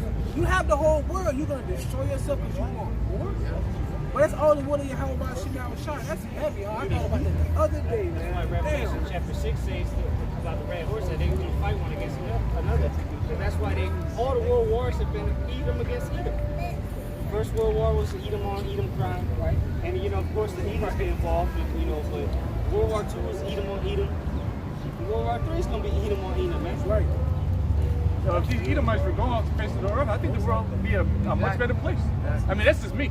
Apparently, it's not just. Well, the scriptures say in Revelation, how shall when it comes, there have been no flesh saved. Yeah, because this place would have been destroyed. Esau wanted to destroy himself, and he ruled. That's stupid. You're ruling, and you willing to destroy yourself? Death and destruction. That's him. This is Micah chapter 2, verse 1 again. It says, woe to them that devise iniquity and work evil upon their beds. When the morning is light, they practice it, because it is in their power, because it is in the power of their hands. Right, it's in the powers in their hands, and their power is not in that whip anymore. The power is in the pen. Alright? All they gotta do is sign some shit, and that's it for your ass. They can sign you to hire you, they can sign you to fire you. Even more than that. They can sign executive orders and all of that. I was gonna say even more than that, the sanctions. Who the main one putting sanctions on people to make it effects on there? Those other nations would have tried. This is Proverbs chapter 4. We read 16. Proverbs chapter 4, verse 16. Proverbs chapter 4, verse 16. For they sleep not, except they have done mischief, and their sleep is taken away, unless they cause some to fall. Verse 17. For they eat the bread of wickedness and drink the wine of violence. So they eat the bread of wickedness and they drink the wine of violence. And that's why it said, matter of fact, go to Revelation 17, if I'm not mistaken. They eat that bread of wickedness and they drink the wine of violence. Did not they do the same thing to these other nations?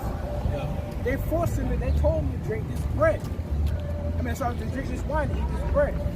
Right, you got it? 18. Oh, better.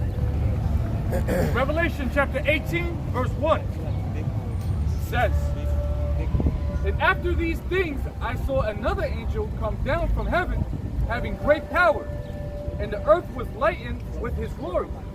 And he cried mightily with a strong voice, saying, Babylon the great is fallen, and is become the habitation of devils." Right, so this is becoming the habitation of devils. Devils are liars and deceivers. Because when the Edomites came here, the Puritans, because this land was inhabited by the Native Americans, they came with Christianity. They came with the Bible. And they didn't know how to cultivate the land. They didn't know how to feed themselves. They didn't know how to wash their ass. The Native Americans showed them that. And what did they do after they showed them that? They killed them. They stabbed them in the back.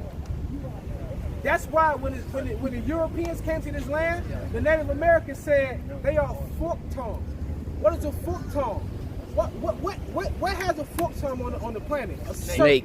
A snake. They said don't trust those red men. They are snakes. How you gonna make over 100-something treaties and then break them all and then force us on the reservations? That's the devil for you, man. And then enforce them to take on their society.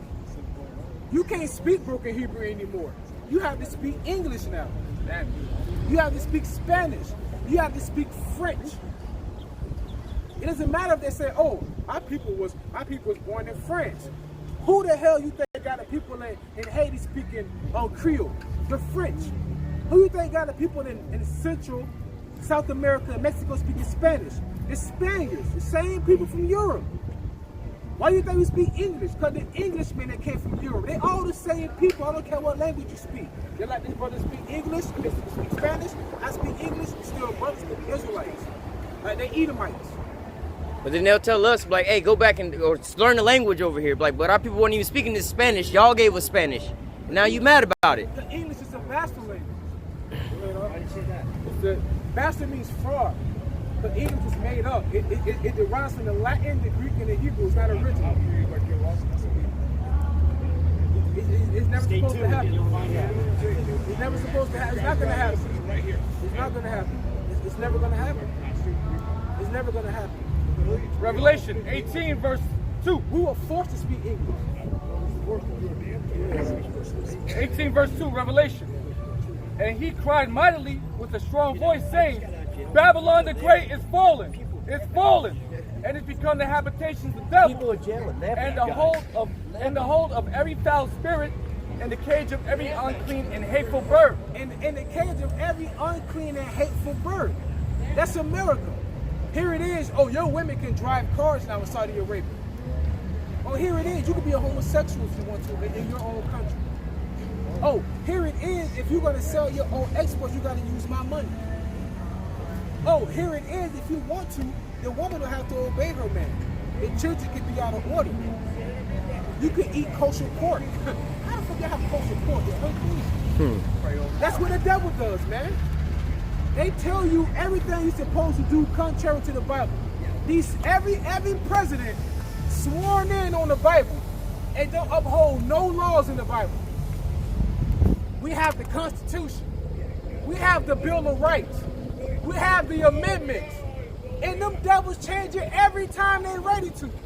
And they have a whole library. It's called the Library of Congress. The Library of Congress. We have a book. They have a whole library. The whole library. That's beautiful what you said. Eustace Mullins, he used to go into that library and read. You know what I'm talking about? That's some shit in your head. Come on. In the whole library. Matter of fact, Eustace Mullins even, I'm gonna get y'all too much. Eustace Mullins said he asked somebody in the Congress library how far back they books go. They said about 6,000-7,000 years. I'm gonna leave it at that. Go ahead. Oh, you got something to say? Go ahead. This is Habakkuk chapter 2, verse 15. This is Nahum chapter 1, or chapter 3. I'll go to Nahum now. This is Nahum chapter 3, verse 4. "Because of the multitude of the whoredoms of the well-favored harlots, the mistress of witchcrafts, that selleth nations through her whoredoms. What selleth nations through her whoredoms, man. I'm gonna make a deal with you. I'll make a deal with you. I'll make a deal with you. But if I make a deal with you that can actually undermine them, I'll do it. That's how they feel. The mistress of witchcrafts that selleth nations through her whoredoms and families through her witchcrafts. Behold, I am against thee, thus saith Yahweh of hosts, and I will discover thy skirts upon thy face, and will show the nations thy nakedness and the kingdoms thy shame. He said, I will show the nations thy nakedness and the kingdoms thy shame. That's why when the Rockefeller said the internet should have never been created. Because what it does, it exposes all your wickedness. Okay? Just like they try and change the word slave out of the books in the educational system. They're going to call us indentured service now. You know? Trying to be slick. Then they got caught and I had to change it back. They were gonna let that shit slide. I remember I had asked my nephew a while back, probably a year ago. I said, "Do they teach about slavery and how what happened to the Indians?" They were like, "Yeah." I said, "Well, what can you tell me?" They said, "Well, we didn't really learn too much about it." So that's the devil for you, man. They'll just say, "Oh yeah, slavery happened and the Indians they lived here," and then they'll go right on to American history or Abraham Lincoln, and they'll go right to the Edomites, man. It'll be U.S. history, and at the beginning of the year they started chapter 5. They don't even start at chapter 4. When I was in school, man, about a quarter of the year, we was talking about slavery and genocide of Native Americans. They don't talk about that no more. We're trying to ease off of that. Now the internet's in there, and now you're gonna get Jake out there looking stuff on the internet for shit, trying to study. And then they're gonna find out how devilish y'all really are. That's why the skirts are in shred. The skirts being lifted up and the shames being uncovered. Because what? Now you can get a better education online through the internet, like we did. You know. Then you go to these theologian schools and universities. You know, all these colleges. It's all a ripoff. As a matter of fact, you found out it was all a scandal. You actually had parents paying the professors to get their children in school. So a lot of Americans are idiots. They don't know anything. Yeah, these kids that go to Ivy League schools, Harvard, Yale, all these pristine colleges, man, they pay to get in there. It's not for bronze and brains, man.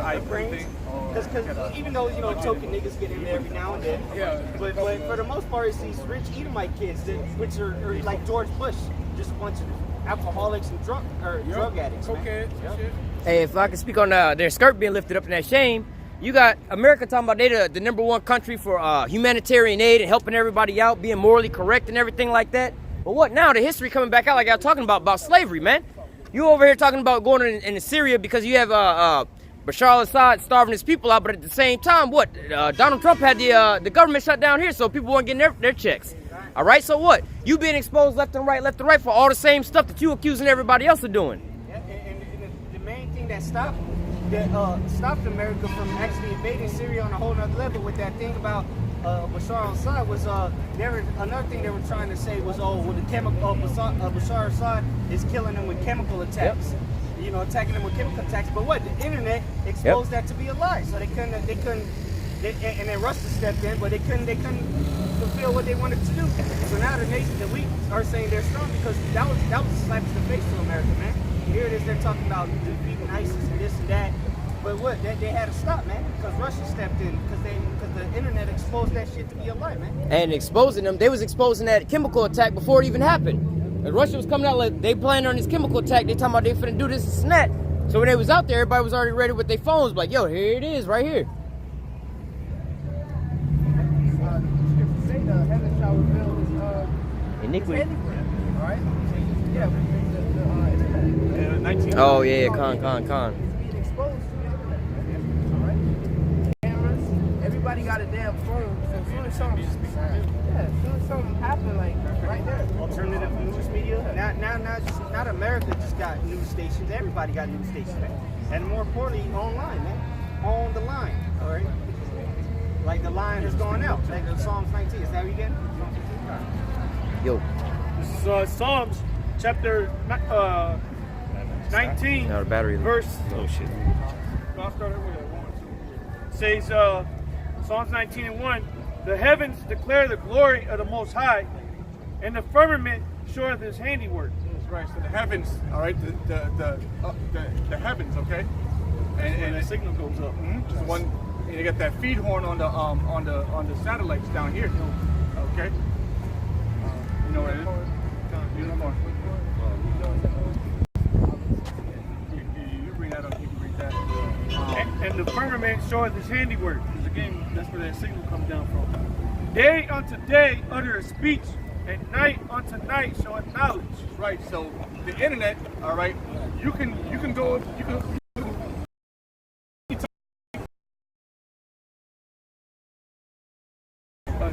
Night unto night showeth knowledge. God, it shows knowledge. There it goes. Yep. It shows knowledge. So what knowledge are you getting from the internet? You're getting the knowledge of, you're getting the truth. Not necessarily the truth of the Bible, but you're getting the truth of Esau's wicked ways. All right, just like they was going into. All right, you can see. You go online, for about an hour. You understand that 9/11, Pearl Harbor, all that shit was an inside goddamn job. Yeah, you can see all these videos exposing this, exposing that. Exposing the Catholic Church. Going in on Monsanto, your food is goddamn fake. You go online, you figure all that stuff out. Or you could go online, you can look up just folly and wickedness, which is what the majority of people do. They'll go online and look up cat videos for about 2 hours of the day. Or fight videos. Fight videos, street fighting, brawling. Yeah, War Star shit. You can even go on War Star and you can find some truth on that bitch. Yeah, they be showing Dr. Sebi on there. Yeah, this knowledge on there too. If you know how to whistleblowers, because Jake would put it up on there. If you know how to wield the internet, flip through it the proper way, you can find some real truth. Okay. And I'll read that again. Verse 2. Day unto day uttereth speech, Right. and night unto night showeth knowledge. Go ahead. There is no speech nor language where their voice is not heard. I remember when the brothers in San Fran, like the damn sun was out. It's dark over here, but the sun was out over there. So day unto day, night unto night. This word is never stopping, man. Yeah, we're sleeping in the bed at 2 in the morning, but then you got the brothers over there in London, Germany, Holland, taking off, man. You wake up, you might wake up at 2 in the morning, look at your phone, you get a notification from those bros out there going live.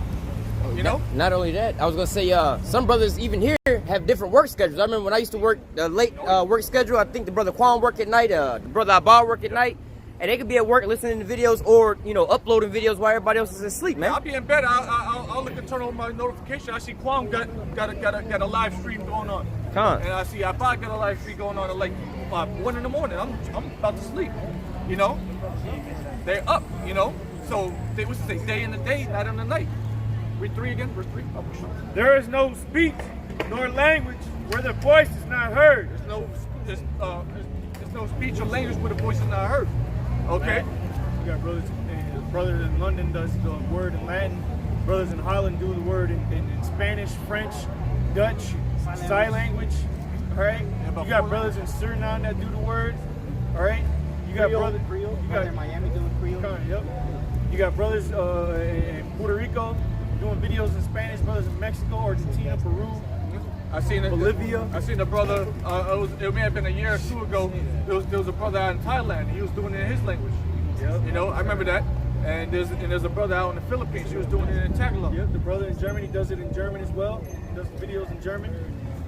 And I was gonna say, there's a YouTube app, the YT Studio app, that'll show you where your views are going out at. I was trying to bring up mine.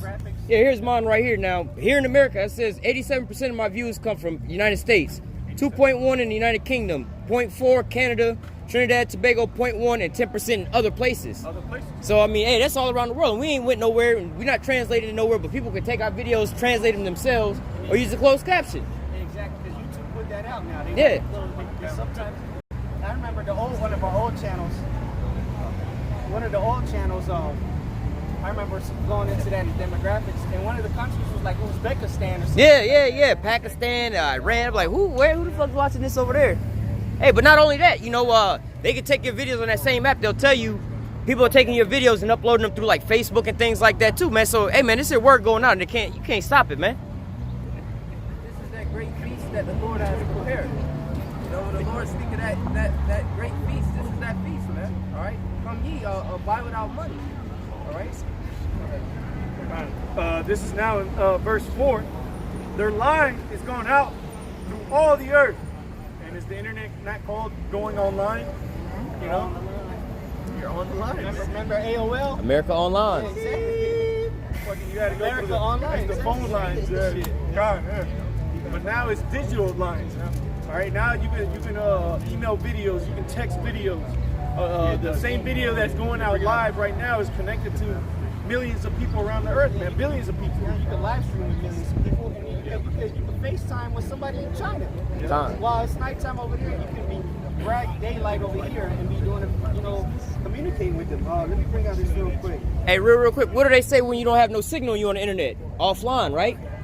You're offline, you're not connected to the people. This is Matthew chapter 24, verse 14. And this gospel of the kingdom shall be preached in all the world for a witness unto all nations, and then shall the end come. Matthew, read it again. Yeah, okay. Matthew 24.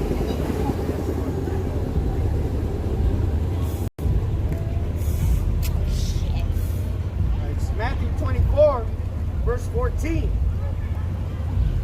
And this gospel of the kingdom shall be preached in all the world for a witness unto all nations, and then shall the end come. So that word is going to preach. The gospel is going to be preached on all four corners of the globe. Okay? Or the plane, or the flat earth. The apostles never left America, man. The elder apostles have never left America, man. Yeah, Maybe to Mexico back in the 80s and 90s, but they didn't go set up camps in London, set up camps in Germany, and so on. But what happened though? Men from other countries came to the apostles. You had men from London come visit the apostles in New York. But they didn't come on vacation and find the truth. It was online. Through the internet. There's a couple brothers that's in camps now. I believe, not brother Malcolm, but I believe out there in that camp where one of the brothers came from Japan. Yeah, he was out in Japan, I think, in the service. In LA, That's the brother Barack. Khan. He was out in like the military or something in Japan and wound up coming across the truth, you know? On the internet, you know? The internet. Hey, that's how I got it. Most of the brothers here got it Yeah, online, yeah. you know? Yeah, through the internet, all right, and that gospel has been preached through all four corners of the globe. That prophecy has come to pass. Okay, that actually came to pass. So that, and that's in Matthew 24. Yeah, that's in Matthew 24. That's the end time chapter. Okay, that's a heavy thing. Read the line again. Psalms 19 and verse 4. Their line is gone out through all the earth, Right. and their words to the end of the world. In them hath he set a tabernacle for the sun. That wisdom, baby. That's where you find this truth, man, out on the internet. Right? That's that tabernacle for the sun, man. That wisdom. That's the chief platform for this truth. And it's symbolic for the marketplace, man. Because you can go online and buy shit. It's an agora. The online is an agora as well, man. It's the highways. Don't they call it the internet road or internet highway or something like that? Something like that, yeah. You know, they call it the highways. Exactly. So not only do people come across the truth out here on the highways and hedges, physically, hey, on the line too, man. It's the information. There we go. That's what I'm information highway, man. They got to speed. Yeah, exactly. Yeah, exactly. Yeah. And not just that, but going into what you're saying, that's where we go for any and everything nowadays. You know, that's why all the malls are closing down. Walmart's ain't building no more stores because everybody's shopping online. All right? Nobody going into the libraries and looking up stuff in the libraries no more. They just go online and YouTube it, Google it. Exactly. That's why the Stores are closed down. that's why the apostles, they're going to random spots now because, like they said, all the viewers are online, man. That's the modern day marketplace is online, man. That's what it Look, is. what happens when you're watching a video? Advertisements pop up, man. Trying to sell you shit, man. That's what happens in the marketplace, man. They trying to sell you shit. Like that, hey man, that's why you look at the movies back like these old movies that talk about the future and shit. This is what the times they're living. You literally can do everything at your house, man. You can work from your damn house if you want to. You can find yourself a woman nowadays, man. You got a computer in your pocket. You got a computer more powerful than a space shuttle in your pocket. What is the black market? It's online, man. The black market is online. Dark web, all that shit. Yeah. Stock market. It's everything you can. You just gotta have a connection. You got that. You got that word too. Cord or line. I believe it's walk. Right? Walk. And the word there is cord. Alright? Life. You know, and cord means a connection. What little?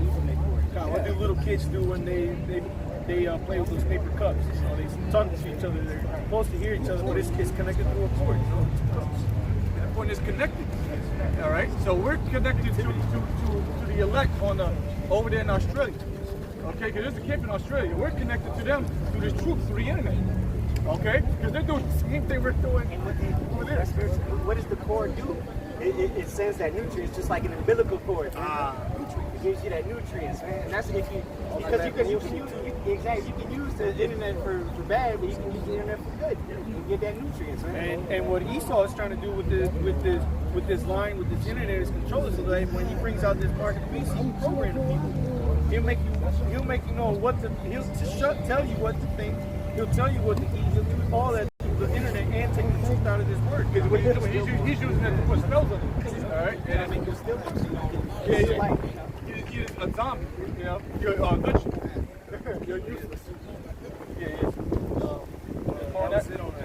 Okay, you got that. This is Job, chapter 39, verse 9. You want to speak to this guy? Yeah, I just come in peace. You know what? You can listen. All right, go ahead. Yeah. Read out the word about it. It's Job 39, verse 9. Will the unicorn be willing to serve thee, or abide by thy crib? Read that from the top again. Job 39, verse 9. Will the unicorn be willing to serve thee? And I'm going to pull up a picture to show you what that unicorn is talking about. You had it? No, but let Go ahead. He's the one that I see it. The biggest one in the planet. Puerto Rico. Yeah. And it actually says, you can break that down. A lot of people they think they hear the word unicorn, they think of a mythical beast. All right? That's not really what it's talking about in this situation right here. Pretty much the Bible encompasses everything, man. The Bible talks about everything. Things that you see today, like the internet, satellites, nuclear missiles, that was all talked about thousands of years ago, man.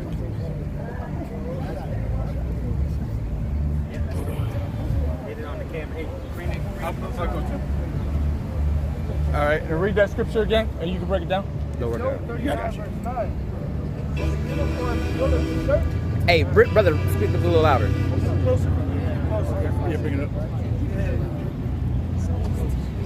Job 39, verse 9. Will the unicorn be willing to serve thee? And what does a unicorn have? They have that little one horn sticking out the middle, right? Mm-hmm. Now, that picture that brothers were just seeing on the internet was what? A picture of a satellite, man. And what does the satellite have in the middle of the dish? It's a unicorn, man. It's a horn. You know, that's. Go read that again from the top. It says, Job 39, verse 9. Will the unicorn be willing to serve thee, or abide by thy crib? What's that? Is that in there? No, I'm saying that's what the term, Okay. the technical term is called a feed on the satellite. Yeah, that's that unicorn, man. Right? That's what that unicorn is talking about. These satellites sending out those right? Sending out those signals to connect to the satellites to send it to your house, man, or your phone, or your TV, or whatever. Right, and when you read what feed horn is, this is from the internet, from Wikipedia. It says, in parabolic antennas, such as satellite dishes, a feed horn is a small horn antenna used to convey radio waves between the transmitter and or receiver and the parabolic reflector. So that is to convey what? Information. Okay, waves. Because in the waves is what? It holds the information. Okay? And to go back to the topic, that's how Esau Edom is being exposed. Through the unicorn, man, which is this internet, man, coming out of the, like you said. Information. And that's why it's called the information age, man. Because all these satellites, like you got thousands of satellites in the space, man. And all these satellites out here, they that's what they connect with. All right, so let me bring Any more juice in there? I mean, yeah. Go ahead. Canst thou bind the unicorn with his band in fury, or will he harrow the valleys after thee? That's the point. Will thou trust him because his strength is great? Or will thou leave thy labor unto him? Labor to him. And we do. We put up the video, we trust that video is going to be uploaded, and it does all the labor for us. You know, because we only making this video one time, but somebody can replay it over and over and over. That's why the They're doing the labor, they're doing the heavy lifting for us. that's why the apostles have been saying, man, the internet is doing all this work. You know, that's why. And think about it. All you got to do is type in a title, hit submit or whatever, and walk away, come back, and it's finished for you. You got 2-3 views already. You didn't even know. You know. Go ahead. So it says, without trust him, because his strength is great. Without leave thy labor to him. It says, this is a good one. It says, without believe him, that he will bring home thy seed and gather it into thy barn. That's what the internet's doing. It's gathering the elect, man. Through the internet, the elect of the Heavenly Father is getting gathered, man. That's all we gotta do is come out here week in and week out and put these videos online, man. And who knows, man, people probably download the videos, put them on Facebook. These people taking pictures and videos of coming by here, they're helping us out, and they don't even know it. They think they're being the funny guys, right? But really, they're helping the ministry out. You know? Just like the brother said, when you look at the YouTube studio thing, it can tell you that, okay, this was shared on social media. This was shared. Yeah, you know, it tells you. It's like you can see, all right, man, this is actually getting out. All right, it could be to try to defame us, or it could be people who are actually edified and trying to edify people, other people through the word. Okay, either way, all we did, we put this up one time, and then men across the world, women too. Regardless, you're helping spread the word. Yeah. Like they like to say that in the celebrities sphere or whatever. No publicity is bad publicity, man. So you know, hey, spread the word. Help us spread the word. Do your job, because even if you're a scoffer and you want to scoff on Facebook or Instagram, whatever, guess what? Somebody might wake up. Check out Wallace Wynn on World Star, man. He woke people up from them videos, man. The compilations that he did. All right, the boy from New York, he woke up like that. Rochester kid. I got a quick precept. Speaking on how you saying about the shares and stuff, this is Habakkuk 2:2. It says, Yahweh answered me and said, write the vision and make it plain upon tables, that he may run that readeth it. So what? We doing the hard work, doing the videos and uploading it, and what? Like I said, on that YouTube app, you can see, again, people take your videos and upload them to other places, man. Man, I get plenty of views off of Facebook, don't even have Facebook, but somebody's taking that video, it's easy now. They got a share button, they can download the video and re-upload the video. So they don't have to go and find all these precepts, man, because why? All the precepts are being brought out on the camera. All you have to do is watch the video, and instead of trying to retain all that information to tell somebody else, you can just hit the share button and send it to a friend, man. You come across us and you find out, oh, you're an Israelite, and you can only remember Deuteronomy 28 and 68.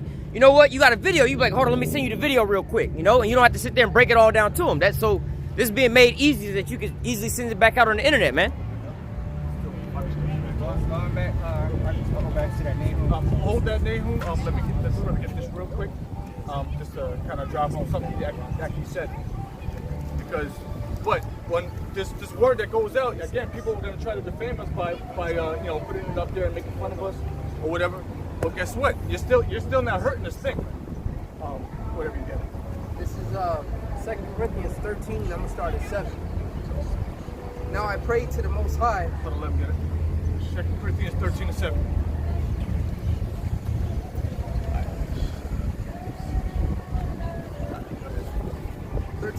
Now I pray to the Most High that ye do no evil, not that we should appear approved, but that ye should do that which is honest, though we be as reprobates.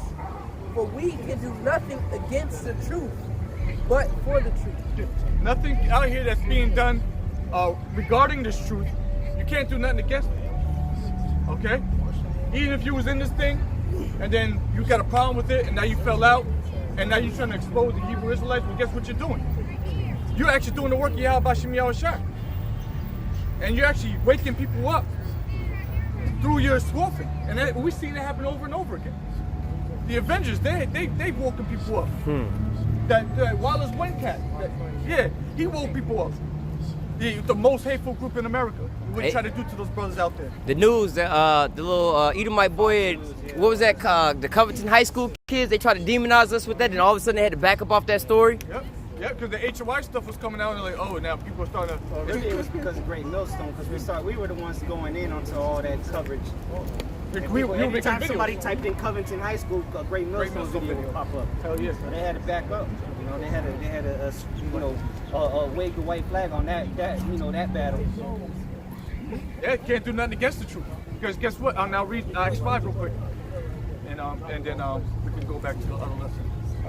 Acts 5, and I'm going to start at 38. It says, now I say unto you, refrain from these men and let them alone. Yeah, leave them alone.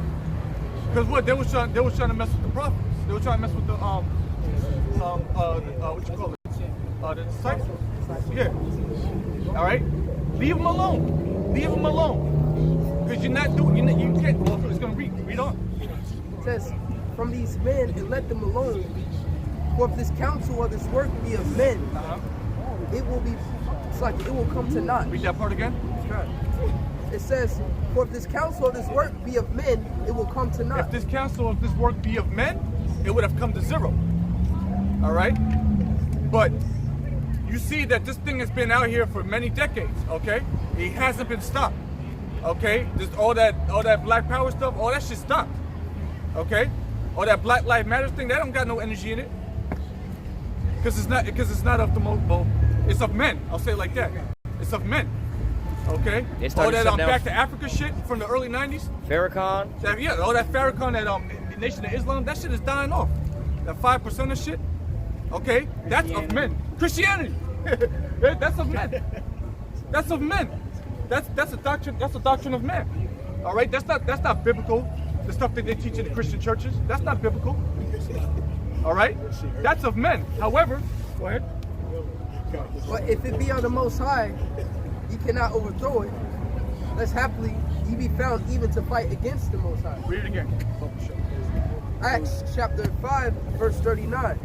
But if it be of the Most High, ye cannot overthrow it. If it be of the Most High, you, nobody, no human, no mammal can overthrow it. Okay? And it's made clear that this, what you see up here, is of the Heavenly Father, Most High. We honestly believe that because we can prove it through the Bible. And read it. Keep reading.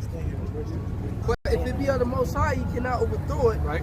Lest happily ye be found even to fight against the Most High. Yeah, it's like you trying to fight against the Heavenly Father. You trying to fight against an unseen entity. You trying to fight against the architect of the universe. All right. That's a no. Okay. You're gonna lose that fight every time. You're gonna lose that fight. The Most High made you. So you're gonna try to fight against your maker? You're gonna lose that fight. Say who has resistance will. Who? Yeah, who? Not a soul. Okay? So we're out here, we telling you that these prophecies are speaking right now. Okay? The whole time we've been up here, we've been going into deep prophecy. All right? About what's gonna happen to what you call America, what's going on across seas. All right? And that's all of the Heavenly Father. Okay? He's the architect of the whole, he's the orchestrator. Okay? He has both sides, the left and the right. Okay? Satan works for the Heavenly Father. If you didn't know that. Isaiah 45:7. The Heavenly Father has everybody in the trick bag. All right? You think you're doing something against the truth? See, that's what that is, right? Yeah. You got something. You getting that? Or you? I got something. Yeah, you get that real quick. It was on the spirit, so get that.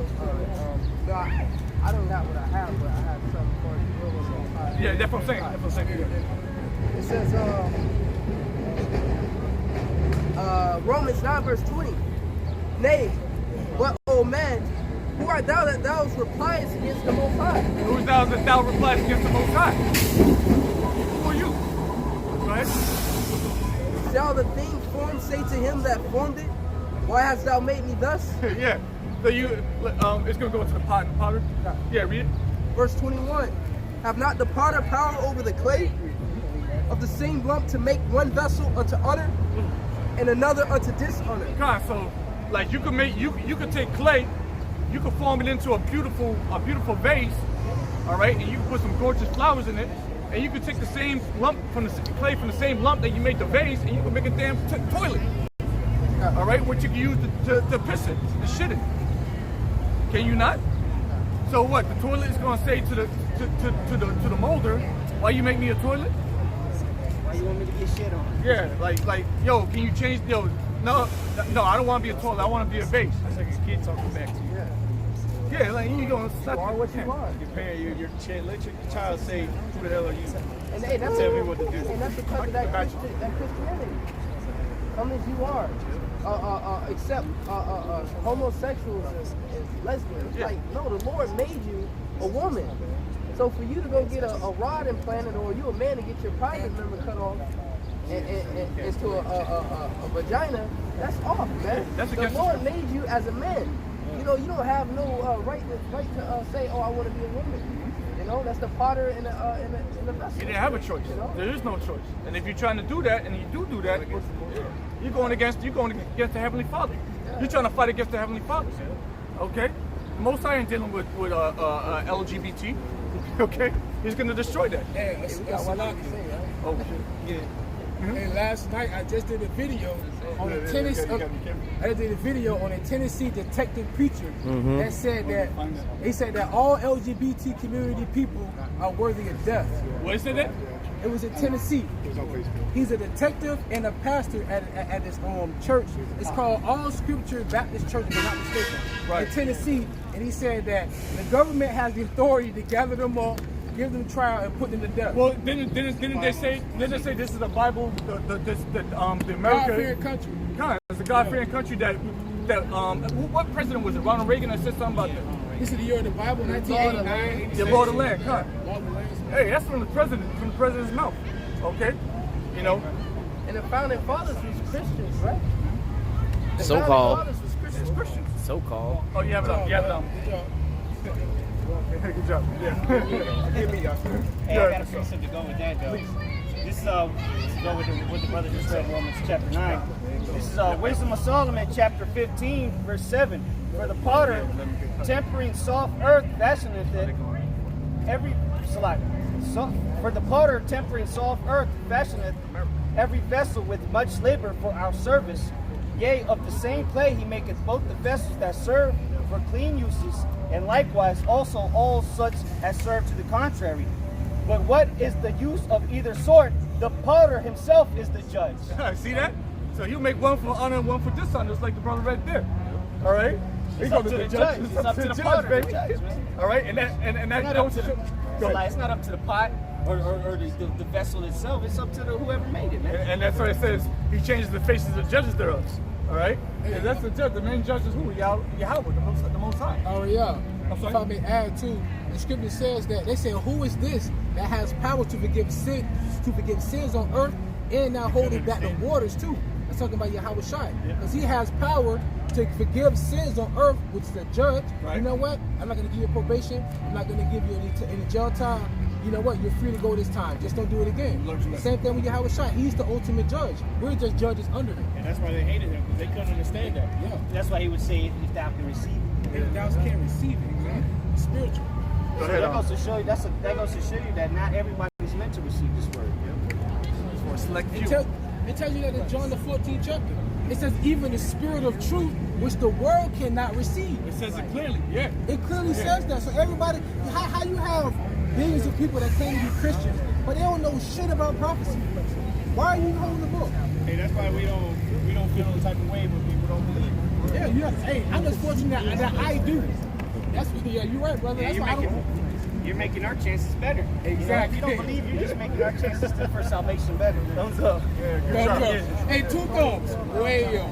Yeah, it's 12,000 extra tribes, so bless y'all. Hey, I got some. All right, go ahead. This is Jeremiah chapter 18, verse 5. Let's start at Give us a second to do this. Yeah, let's start at 5. Jeremiah 18 and 5? Jeremiah 18 and 5. Jeremiah chapter 18, verse 5.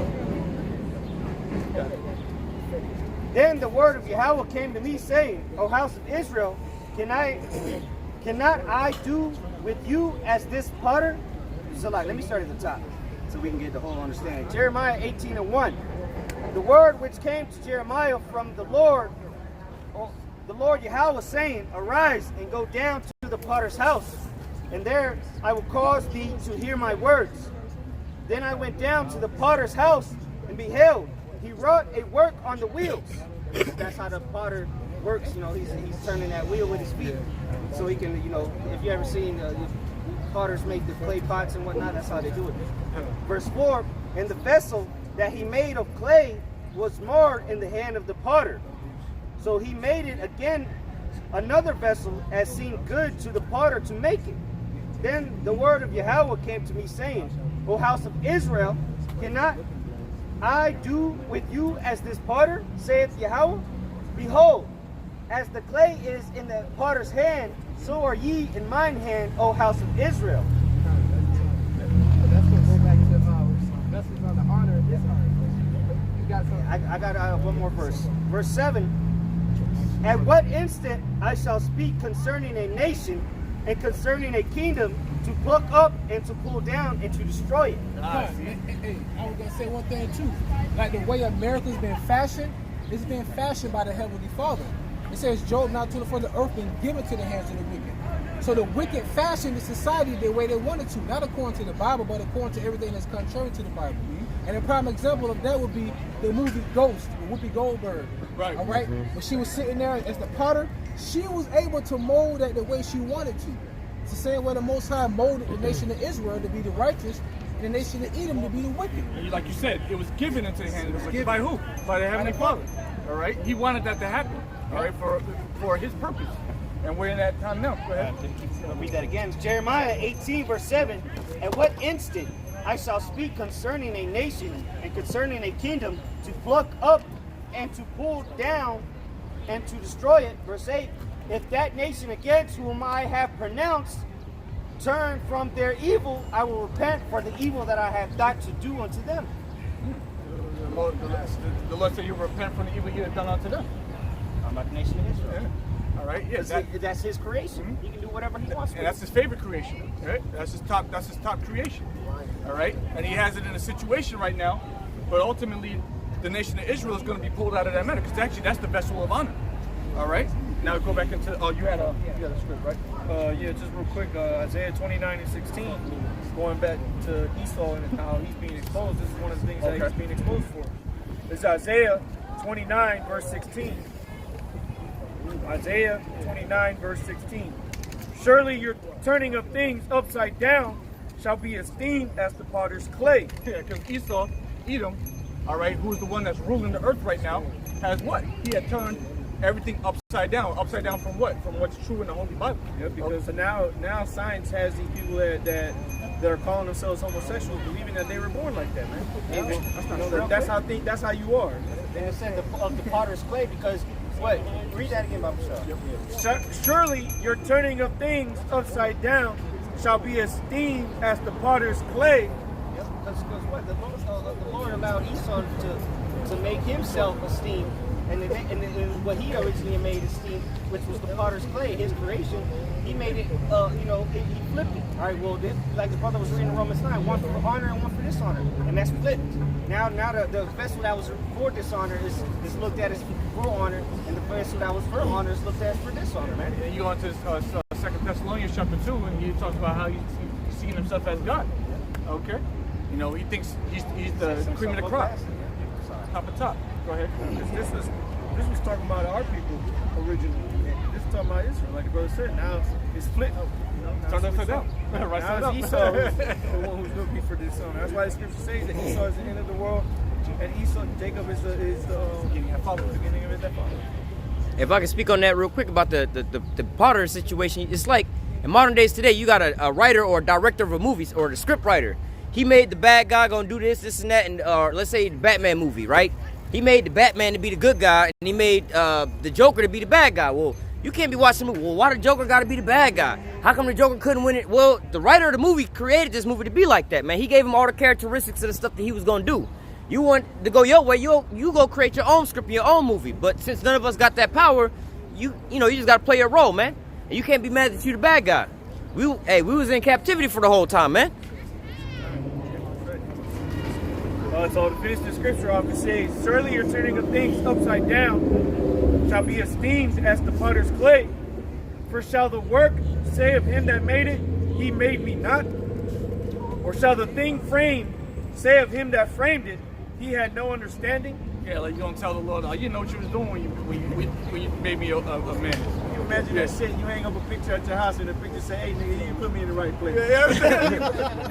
Like, what the and then your punk ass will go ahead and move it and ask you, oh, I was no. Hey, but that's what they saying. When you talking about the homosexual stuff, right? Why was I born a man when I was supposed to be born a woman? And that's really what they saying. Clear something up. We're not inciting no hate or violence against these people, man. We're just reading the Bible, okay? And the Bible is telling you very, very clear that that's illegal, okay? And there's a judgment for it, all right? We're just the messengers. That's all we're doing is reading the scriptures, just to clear that up, okay? So if you have a problem about how you were made, you was born a woman, but now you want to be a man, well, guess what? The Lord, that's against the law. You're in no authority to question how the Lord made you, okay? You can't do that, okay? It's tough luck. That's what you are, and now you have to make the best out of it. That's the light you was given. You try to change it, that's when bad things happen.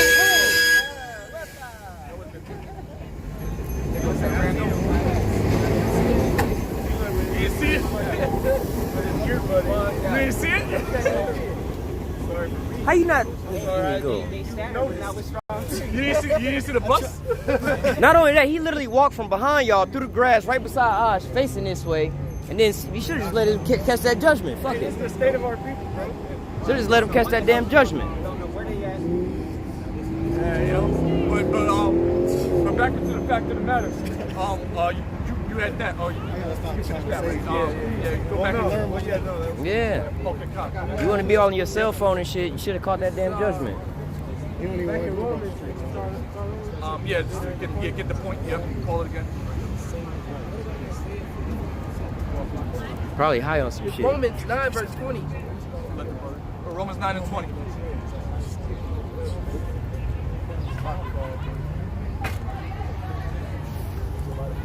Romans 9 and 20. Okay. Romans 9 and 20, yeah. It says, nay, but O man, who art thou that thou who art thou that repliest against the Most High? Shall the thing formed say to him that formed it, why hast thou made me thus? Yeah, why hast thou made me thus? Are you going to really ask the Lord why you made me like this? Okay, you really got to ask yourself, are you going to question the Most High and His will? Go ahead. Verse 21. Has not the potter power over the clay? Yes, of course the potter has power over the clay. Wouldn't that be kind of weird if the clay had more power than the potter? That he fight with the clay? Clay is like eating your hand up and trying to form. No, like that's way out of order. Okay, yeah, exactly. It's madness. All right. No, it's not going to happen like that. You have the potter has power over the clay. The clay is anatomy. Okay. Go ahead. It says, shall the thing formed say to him that formed it, why hast thou made me thus? Okay, so is the clay going to ask the potter, why did you make me into a coffee cup? No, it's not. It's just going to accept the fact that it's a coffee cup and do its job because it has no choice. All right? You're going to pour coffee into it and you're going to drink out of it. And that's what's going to happen. Okay? We might pour water. We might put tea in it. All right? Either way, you're supposed to hold beverages. Okay? A man can be a TV. As much as it wants to. Yeah, I want to be a TV. Like, yo, you don't have the right material. You wasn't made to be a fucking TV. You don't have the wiring for that. You don't have the wiring. Like, you don't have a wiring for a woman to be a woman that can give birth babies. You don't get the wiring for that. So you, right. And that even goes back into 1 Corinthians chapter 12, where it talks about our duty. Yeah, our body. Yeah. Okay. Is the eye gonna be like, yo, why am I the eye? I'm trying to be the ear too. No. All right. You can't question the Lord on why the Lord made you the eye or why He made you the foot. Go ahead. Yeah, I know there's more. This is Isaiah 55 verse 8. For my thoughts are not your thoughts, neither are your ways my ways, saith the Lord Yahweh. There it is. My thoughts are not your thoughts. This is the Lord. This is God speaking. He's saying my thoughts are not your thoughts, neither are your ways my ways. It's on two completely different frequencies. Okay? You can't understand the Lord, the Heavenly Father's way of thinking. Okay? And to even call it a way of thinking, that's probably doing it a disservice. Okay? The Lord thinking, like I don't even know if the Lord even thinks. The Lord just is. He is. Okay? That's what His name is. Yeah. Let me finish this real quick. Verse 9, for as the heavens are higher than the earth, so are my ways higher than your ways, and my thoughts than your thoughts. for your cut. Go ahead. This is Proverbs chapter 20, verse 24. Proverbs chapter 20, verse 24. Man's goings are of the Lord. Yeah, that's right. Man's goings are of the Lord. Sorry. Man's goings, all right, us as human beings here on the earth, all right, especially the Israelites, even you wicked other nations out there as well too, your goings are of the Lord. The Lord is someone you can get the directed steps one too. Yeah, get the directed steps one. Read that again. Proverbs chapter 20, verse 24. Man's goings are of the Lord. How can a man then understand his own way? You really can't, you know. I don't know why I went left instead of right. All right, something has told me, yo, let me turn left today. You know, maybe I avoided a huge accident, or maybe maybe something's gonna happen 3 days later. If I didn't turn left, it wouldn't have happened. You know, the Lord and you don't get it. The Lord. Yeah, I was just gonna say, you know, and that goes for Esau too, man. And that's why, like the brother that was down earlier said, I don't know why did the Most High. They don't understand why they can't change the way things are, man. That's why they have to come up with all these different methods to just ruin the world, because they can't stand the fact the way the Most High made the things, the ways he God bless everyone. Thank you. All right. And that's the thing. And these in Esau, the one that rules the world, he's using all types of witchcrafts and trying to change shit up. Yeah, and he's getting the world. Everybody who's underneath Esau, they're getting them under their spell. Yeah, the Lord said it's going to take this long to make this vegetable rise. Esau did this and created GMOs. It's going to take this long to make a chicken be edible. Esau do it in 3 weeks. You know, so he's the devil. Oh, and you can be a woman. A man can be a woman. You can do whatever you want. You can do whatever you want. That's not in the Bible. Do whatever you want. Be you. Be the best you. What the hell does that even mean? It only goes to Esau want to be the Most High. Yeah, going back into that 2 Thessalonians. You ain't. Hey, that's beautiful, right? We speaking about can the potter speak to the the vessel speak to the potter. That's what Esau's saying. Like, hold on, you did this wrong. That's exactly what he's saying. That's what Esau's doing. Like, he's clearly fulfilling that scripture. Like, no, that's not the way this shit's supposed to be made. This is how, like. And he's getting the world, and the world is believing him. That's the thing. The world believes him. Yeah, that's like you know, a plumber comes to your house. You don't know shit about plumbing. But now you're trying to tell the veteran plumber how to fucking fix it. I'm talking now, wait, don't do that. Yeah. Wait a minute, man. Hold on. You called me. I don't know shit about rocket science, so I'm not going to go to an engineer and be like, trying to tell the man how to do it. If he's telling me that the flux capacitor got to be on this side, I believe him. All right? That's his thing. And that's the thing. It's an order has already been set up. You know what I mean? The Creator has put this here before your pale ass, your red ass got here. This is the blueprint. Yeah. Now you're trying to tell the architecture that the blueprints are wrong? Crumble it all up, throw it down. No, this is how it's supposed to be. Queen James. Hey, but that's judgment. Now we are gods knowing good and evil. It's judgment. Now we see that, like, yo, the way you run, only some Ecclesiastes truly oppressed from wise. Only a wise man can see, like, yo, this is not the way. Yeah, this ain't the way. Exactly. They ain't judged. They don't got judgment, bro. And it irks you. It irks you. Yeah, you like, damn, like this shit ain't right. Yeah, fuck. You know what I mean? And that's why another reason why people hated Yahushua the way they did. Because Yahushua was literally calling these people out for the bullshit that they was doing. He said, I come to testify of the work thereof, so the work thereof are evil. You know? Real quick, because you said something about Esau earlier, just a bit ago. It says, 2 Thessalonians. 2 Thessalonians chapter 2 and verse 4. 2 Thessalonians chapter 2 verse 4. Who opposes and exalted himself above all that is called the Most High, or that is worshipped, so that he, as the Most High, sitteth in the temple of the Most High, showing himself that he is the Most High. Hey, who's doing that? Okay. Who's trying to be omnipresent? Okay. Who has a camera on every single block in the sky? You got drones flying around. you know, Cameras on any recording. yeah, who made up the facial recognition shit? Well, they're doing baby genetics now, where you can modify your baby. CRISPR. Yeah, CRISPR. Yeah. CRISPR. Yeah, designer babies. Designer babies. Designer babies? Yeah, it's out there. So But you actually, get- they dying off though already. You give birth to a Tommy Hilfiger or a feline? You can do it if you want. CRISPR day babies. They fucking up the DNA. They already dying off. This devil gotta go, bro. Devil's gotta go, bro. I got a precept to go with that. All right. This is Isaiah 14, verse 13. For thou hast said in thine heart, I will ascend into heaven. I will exalt my throne above the stars of the Most High. I will sit also upon the mountain, like upon the mount of the congregation in the sides of the north. That's what Esau has done, man. He tried to set himself up like he's the Most High, man. And he did, all right? I mean, he did according to the ways of the world. The world doesn't know any different. The world will believe that the one the world ignorantly calls Jesus Christ looks like an Edomite. They don't know the difference. Go ahead. Verse 14, I will ascend above the heights of the clouds. I will be like the Most High. Just like that. Just like you said in the Obadiah. Okay? He's going to Exalt himself like to eat. Yeah. Well, this is verse 15. Yet thou shalt be brought down to hell, to the sides of the pit. Yeah, you're gonna lose. At the end of the day, you're gonna lose, bro.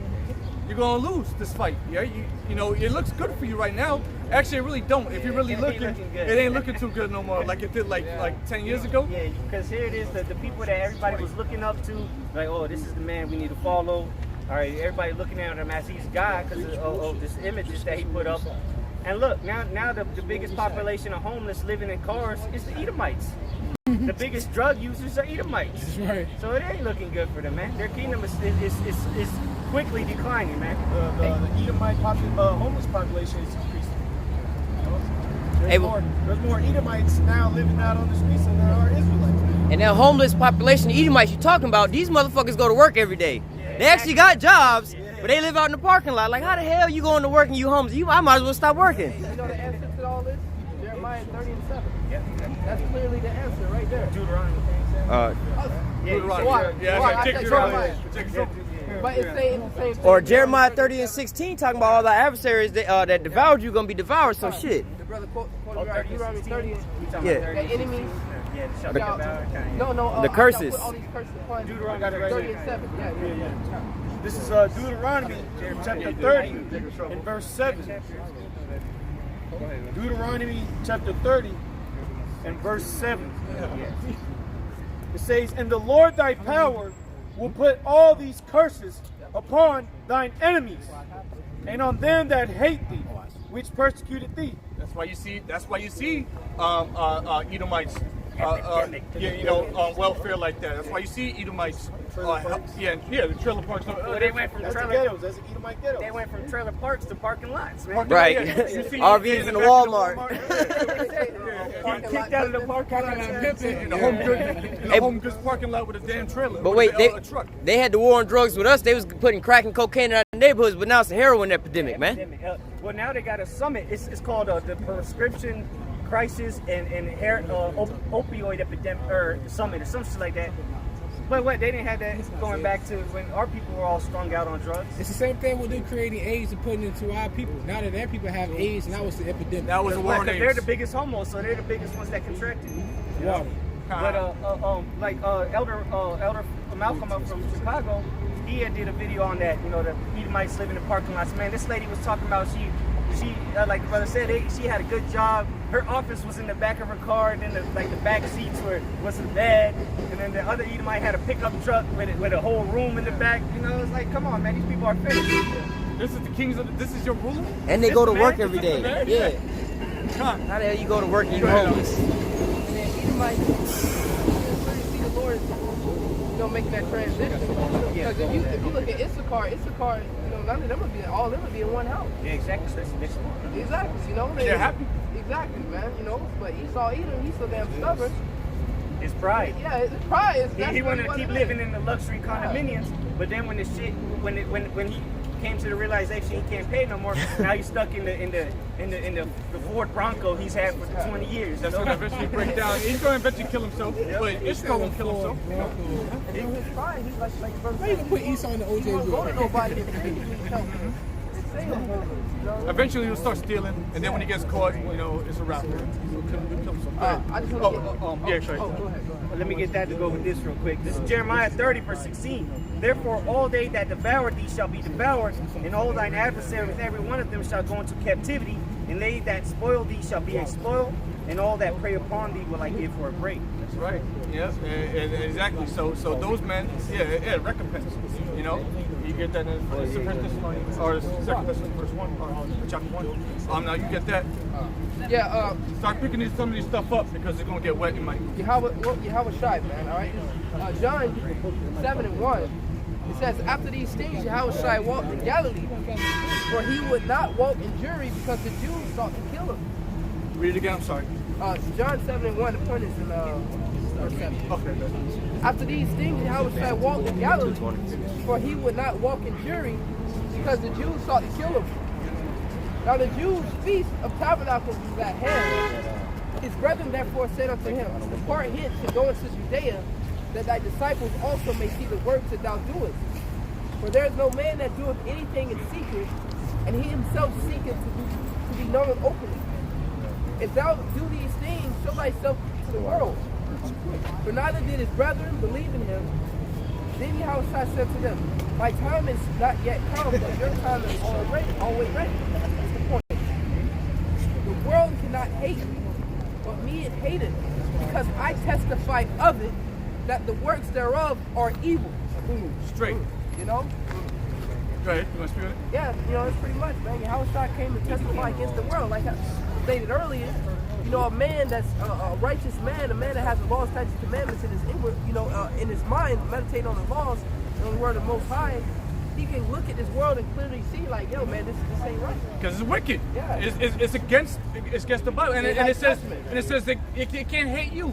They can't hate us. They're not really hating us. They're hating Yahweh Shai. Okay. When they talk shit against us, they try to get us off the street. It's really hate for Yahweh Shem Yahweh Shai. That's really what it comes down to.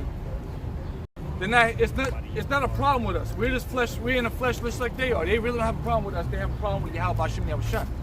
You're locking it up right there. Now we're gonna move right there. Okay. Yeah, man. You see that? This thing can't be stopped. Okay. So that's why there is what it seems like there is hate for us, but there's really no hate for us. It's really hate for righteousness. For Yahweh Shem Yahweh Shai. All right, you wanna move it down? To be continued. Water bottles.